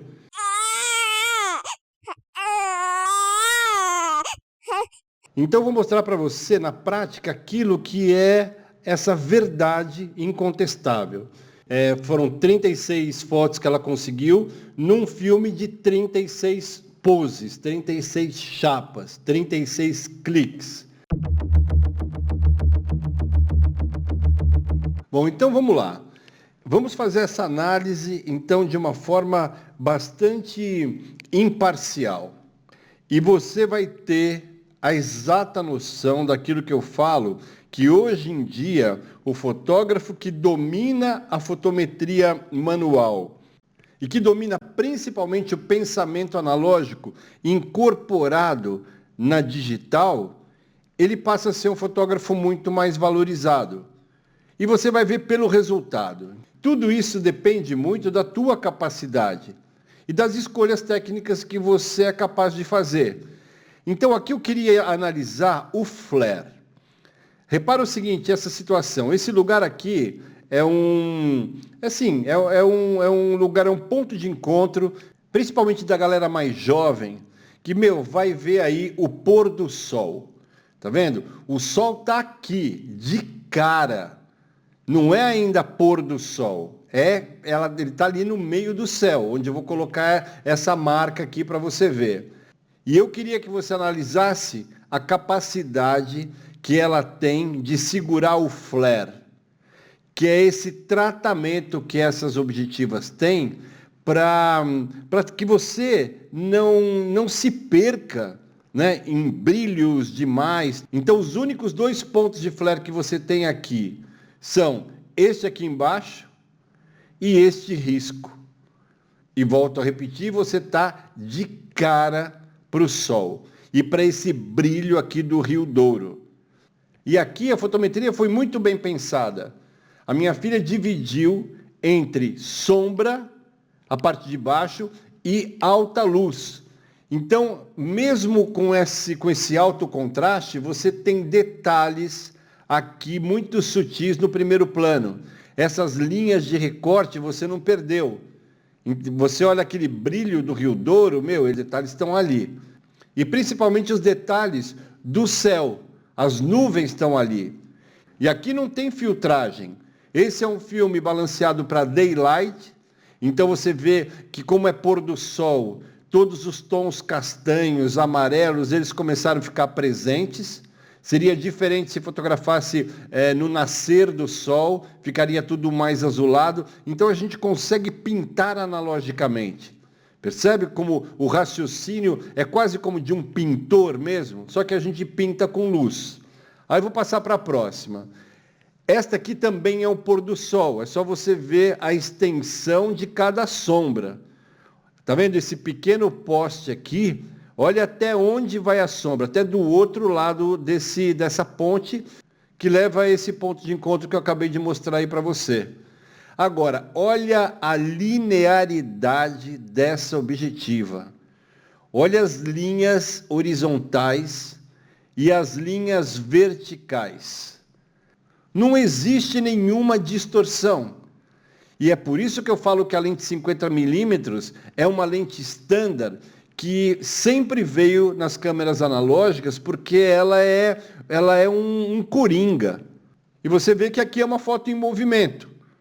Tem que fazer muito rápido, porque esse trilho que você vê aqui é o trilho do metrô, que aqui se chama metro. Entendeu? Então as pessoas têm que sair. Ela entrou no meio disso, fez essa composição simétrica perfeita, usou essa luz lateral, né, que é uma luz que cria esse contraste, mas olha os detalhes nas sombras. E mais uma vez, por ser final de tarde, o filme absorve, né, esse tom do sol e transforma isso nesse ambiente mais quente, sabe? Mais verão. Tá vendo? Então, muito rapidamente, ela escolheu o ponto de foco e, cara, você olha essa composição, eu adoro. E foi o que eu falei, tudo muito rápido. Entendeu? Imagina, não dá para colocar tripé, é pegar na mão, fazer a composição e saber que você não pode errar. E é tudo muito rápido aqui. Você não pode ficar viajando na maionese, porque a polícia tira você daí. Ela criou um ambiente com uma profundidade de campo maravilhosa, desde o primeiro plano até o último. E é uma composição que, com essas linhas dos fios que vêm de cima e com os trilhos, cria um ponto de fuga que levam você para o infinito. Eu amo essa foto. Eu acho que, fiquei realmente muito orgulhoso da Carol quando eu vi esse clique. E aí eles continuaram o passeio pela cidade e tinha uma manifestação LGBTQI+. Percebe? E o que ela fez? Ela foi buscar essa emoção. E, ela, assim como eu, ainda era uma defensora da diversidade, da liberdade. E, assim, gosto muito da mão no ombro desse casal. No centro, esse Homem-Aranha, entendeu? Que é um símbolo de masculinidade.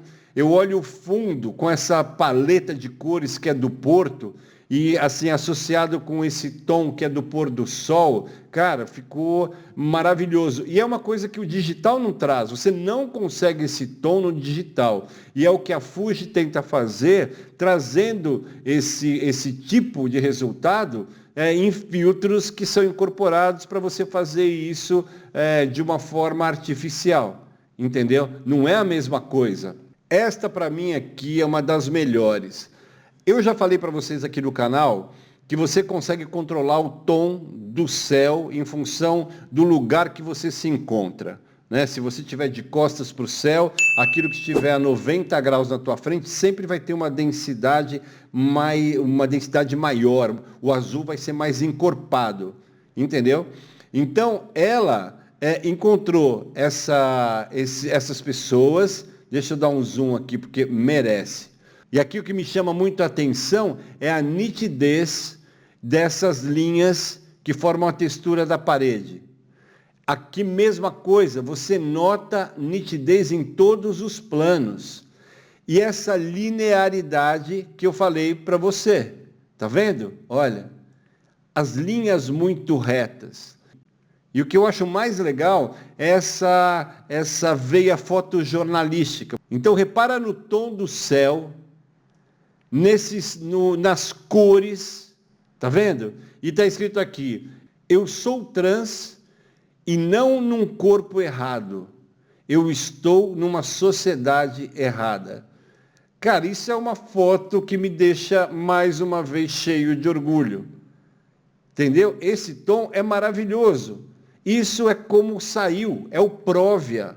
Eu estou proviando para você que a paleta de cores do analógico, ela é muito artística. Se você faz isso num casamento com essa qualidade, desde que você estude mesmo fotografia, cara, você vai ficar muito valorizado. E aqui ela se afastou, tá vendo? O carro estava aqui e eu, mais uma vez, mostro para você a beleza dessas cores. Olha que lindo o resultado desse filme que é ISO 400. E quantas vezes você me vê falar, cara, usa no digital 400, você não tem ruído, você se tiver luz, você não vai ter nenhum problema. É a mesma coisa, e isso eu aprendi na fotografia analógica. 400 é um filme que você pode trabalhar na boa, sem perder qualidade. A partir dos 400, você tem que tomar um certo cuidado se você estiver em luz baixa, que é a mesma coisa que acontece com o ruído do digital. Não tem nenhuma diferença. Depois, esta para mim é a cereja do topo do bolo. Você está vendo a cidade do Porto do lado de fora, e aqui do lado de dentro, essas grades são do Centro Português de Fotografia.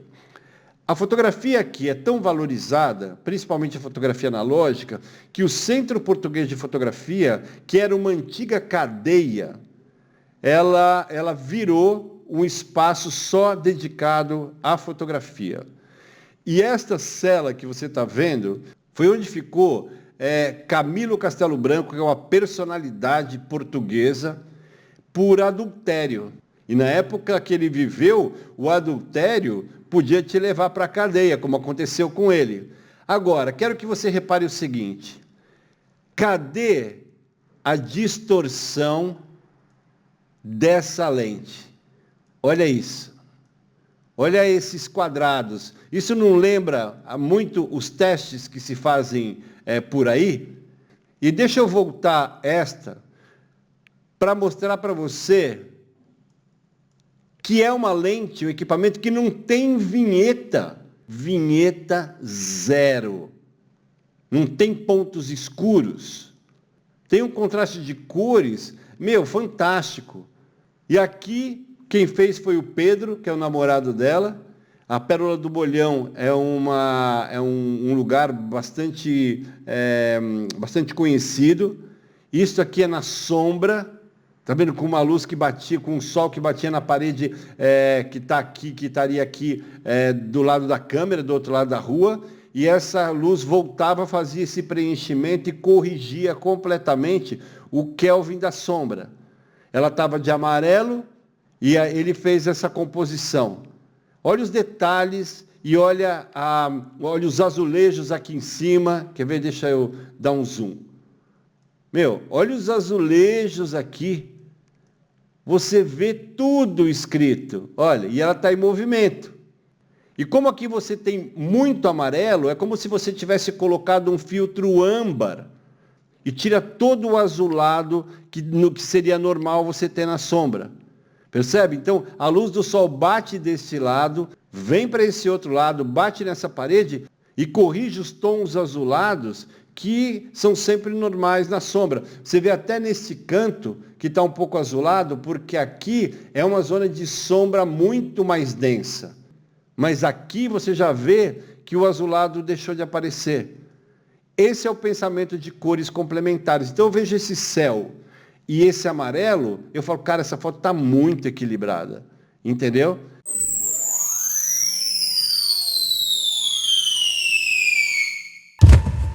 Olha, e eu resolvi mostrar para você aqui exatamente esse momento, porque é muito importante que você mude essa forma de pensar, achando que a fotografia analógica é uma fotografia ultrapassada.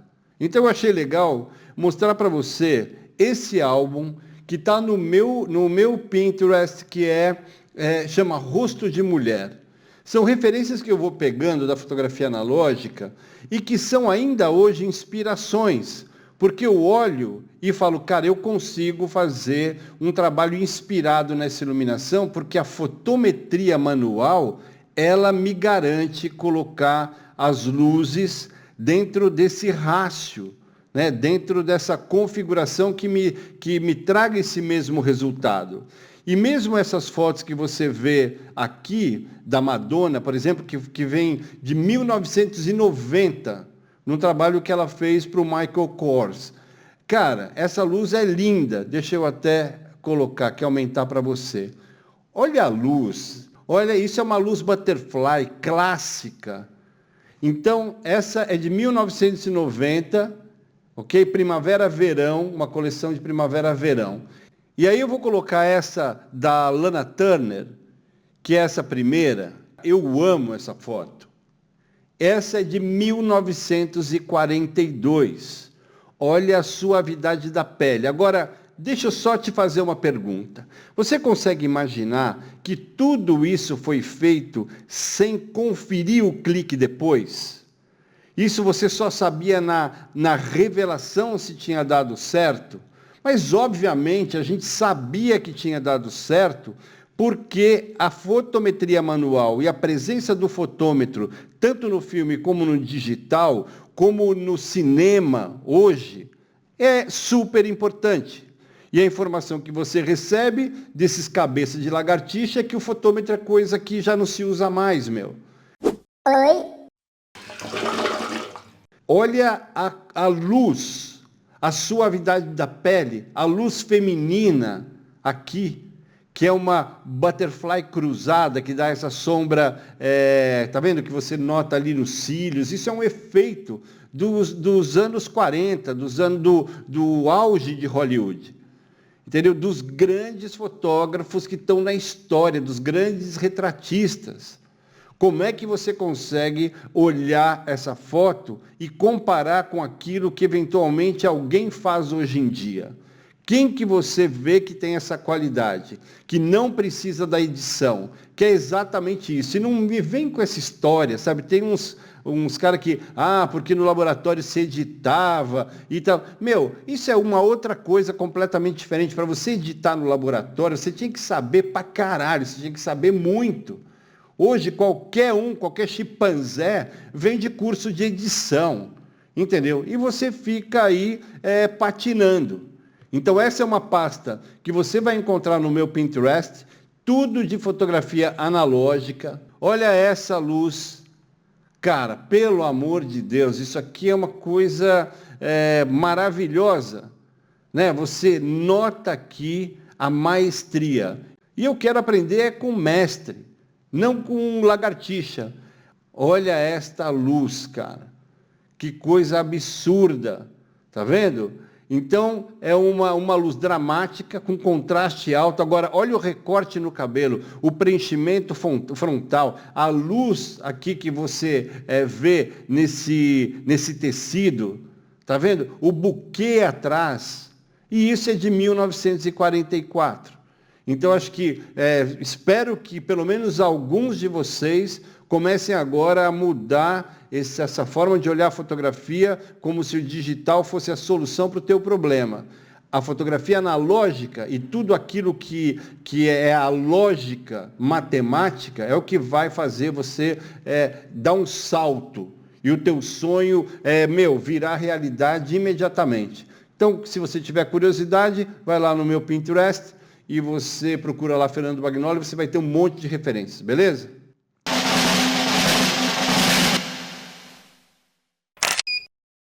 Porque, é isso. Eu vou mostrar, inclusive, de novo, um trabalho que eu fiz para um grande evento que eu fui credenciado, que é o Red Bull Air Race, que é aquela corrida de aviões. Eu fiz com a 20D.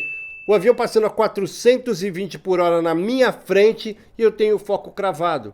Com a 20D.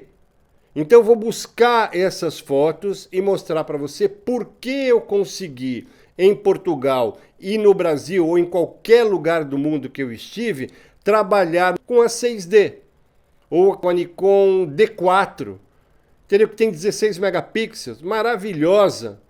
E que esse marketing, entendeu? Enganoso, associado a esses influenciadores que não passam de produtores de mau conteúdo, com algumas boas exceções, graças a Deus, que eles fazem esse estrago na tua vida. Para que você consiga entender a adrenalina e como a fotografia, para mim, ela é quase como acho que o Ayrton Senna se sentia quando sentava num carro de Fórmula 1. É um desafio mental, é um prazer indescritível aquilo que eu sinto diante de uma dificuldade que vem aparecer. Porque como isso para mim não é difícil, fica sempre muito prazeroso. Então, no final desse vídeo, eu vou colocar para você só trabalhos digitais e com várias câmeras, entendeu? Como eu falei. Eu quero que você observe detalhadamente, ao pormenor, para você ver que coisas que eu consegui com a 20D são tão boas como aquelas que eu consigo com uma mirrorless que eu venho alugar para fazer um trabalho que o cliente exige, né? Porque às vezes tem cliente que é Nikonzeiro ou é Canonzeiro, enfim, sabe, que acha que entende de fotografia, e aí você tem que chegar lá, às vezes com equipamento. Eu alugo, como eu falei, vou lá, alugo por 2 ou 3 dias, pago uma merreca, entendeu? Consigo fazer um preço melhor para o meu cliente, ao invés de vender o rim e ficar preocupado com o meu cartão de crédito. Eu estou aqui na fotografia para ganhar dinheiro também, é ser feliz e ganhar dinheiro, beleza? E eu vou abrir primeiro aqui aquele que é um maior desafio. Que imagina se um cliente chega hoje para você e fala assim, olha, eu quero que você faça um outdoor. Pô, um outdoor tem 9 metros por 3 metros. é muito gigante. E tem um processo que você tem que respeitar nesse workflow, desde o clique até a parte de impressão, que faz parte dessa cultura de mercado, que se você não tiver, você corre o risco de fazer uma puta cagada e entregar, aliás, o pior, não entregar o trabalho com o nível que o cliente espera. E seja no digital ou seja no analógico, você está com a vida, desfeita. Porque tem custos de modelo, custo de maquiador, de hospedagem, de passagem.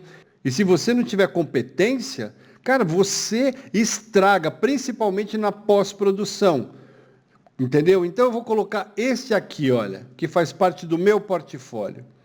Tá vendo? Bem pequenininho, e eu vou colocar isso aqui bem grande para você. Estas são as cores do filme. Esse tom de amarelo, ele vem de um rebatedor dourado que eu coloquei, que devolve, deixa eu voltar aqui, ó, que devolve a luz do sol. Você pode ver onde é que está essa sombra no rosto dela, entendeu? Então tem um rebatedor aqui. Então você vê que o sol que faz a sombra aqui no rosto dela, passa por ela e eu rebato para fazer este efeito aqui no rosto. Então deixa eu aumentar aqui para você ver. Na frente, você vê que a temperatura de cor, ela é um pouquinho diferente. Por quê? Porque aqui na frente é um flash. E o flash não tem a mesma temperatura de cor desse tom de pele. Porque aqui a temperatura Kelvin é muito mais baixa do que esta aqui, que está em 5.200. Então aqui é uma iluminação combinada do sol e ao mesmo tempo com uma luz de preenchimento frontal, porque senão estas sombras aqui ficariam muito duras, tão duras quanto é esse braço. Percebe como está num nível dentro da escala, né, da escala do sistema de zonas, está numa zona acima do que esta sombra aqui. Então tinha que ter um preenchimento frontal. Tudo isso feito em filme. E pior, ou melhor, né, para quem sabe, isso em cromo, em filme chrome. Ou seja, não tem como errar. A tolerância do cromo é 0 para a lagartixada. Imagina, aqui a gente estava com uma modelo da Elite Internacional, com toda a produção, maquiador que eu levei de São Paulo, passagem que que essa marca pagou para a equipe toda. Produção de moda. A gente foi para uma serra que é perto de Belo Horizonte, que chama Serra do Rola Moça. Eu já falei, inclusive, desse trabalho aqui. E, com uma van, uma estrutura enorme. E vai que eu dou uma lagartixada. Essa adrenalina e todo esse peso que eu tenho sobre os ombros de responsabilidade para conseguir o resultado é o que me move, é o que desenvolve o meu cérebro. E eu tenho certeza que muitos de vocês agora tremeram, entendeu? Só de pensar em enfrentar uma situação como essa. Como é que vocês querem ter sucesso na profissão, se vocês não têm essa segurança? Então, se eu faço isso no filme, eu faço com o pé nas... Eu faço literalmente de olho fechado no digital. Eu usei aqui uma câmera de médio formato, uma Pentax 645.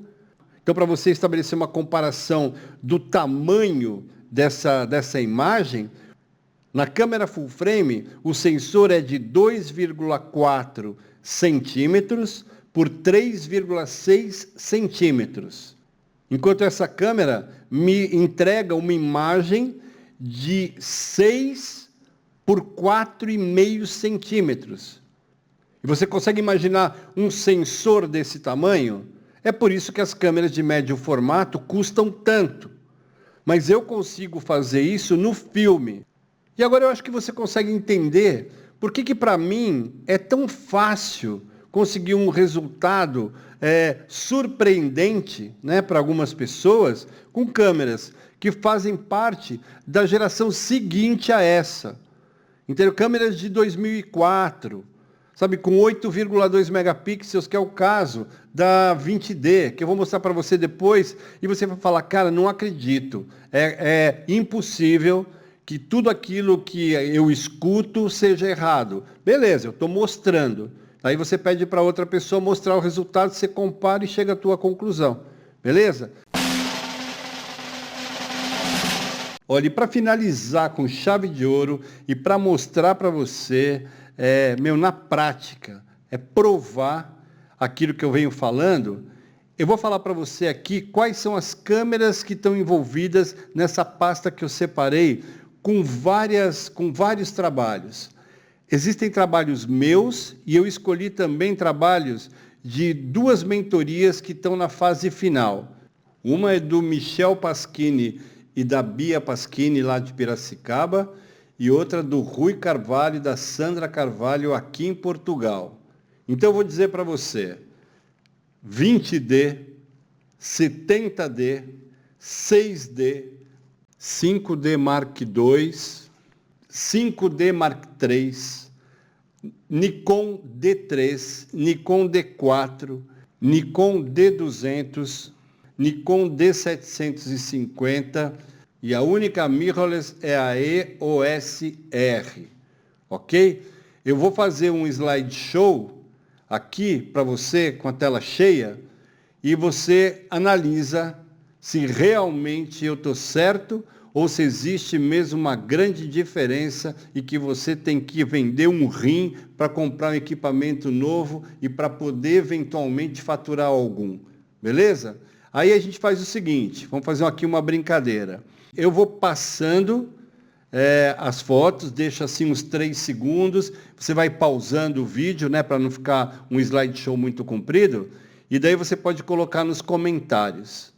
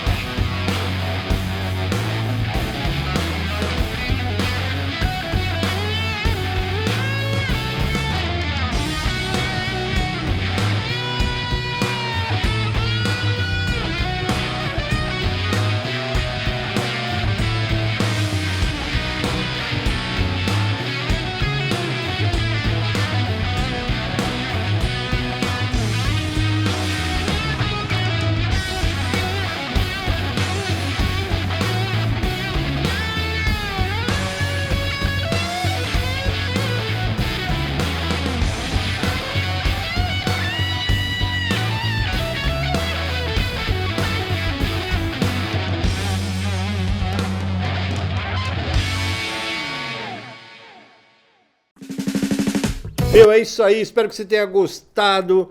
Deixa o seu like para dar essa força gigante, entendeu? Aqui, a sua energia aqui. Deixa o seu comentário. Se você tiver alguma dúvida, pergunta, ou pelo meu WhatsApp. Se você precisar da minha ajuda, manda aí, que aqui ninguém cobra nada. Obviamente, se você quiser ter uma mentoria, um acompanhamento direto, one-to-one, só eu e você, beleza. Aí a gente conversa e faz um plano aí de negócios para você, né? Um profissional ensinando você a ser profissional, beleza? Entre em contato pelo WhatsApp. Os meus e-books podem te ajudar bastante. Eles são a essência, o extrato técnico de tudo aquilo que eu venho aprendendo durante os anos e que vão fazer com que você entregue mais rápido, que você, inclusive, consiga mais respeito, porque você culturalmente vai estar muito mais bem preparado. Beleza? Ó, Beijo aí no coração de vocês. Espero que vocês tenham gostado. Não esquece do likezinho aí. Vamos, que é nóis.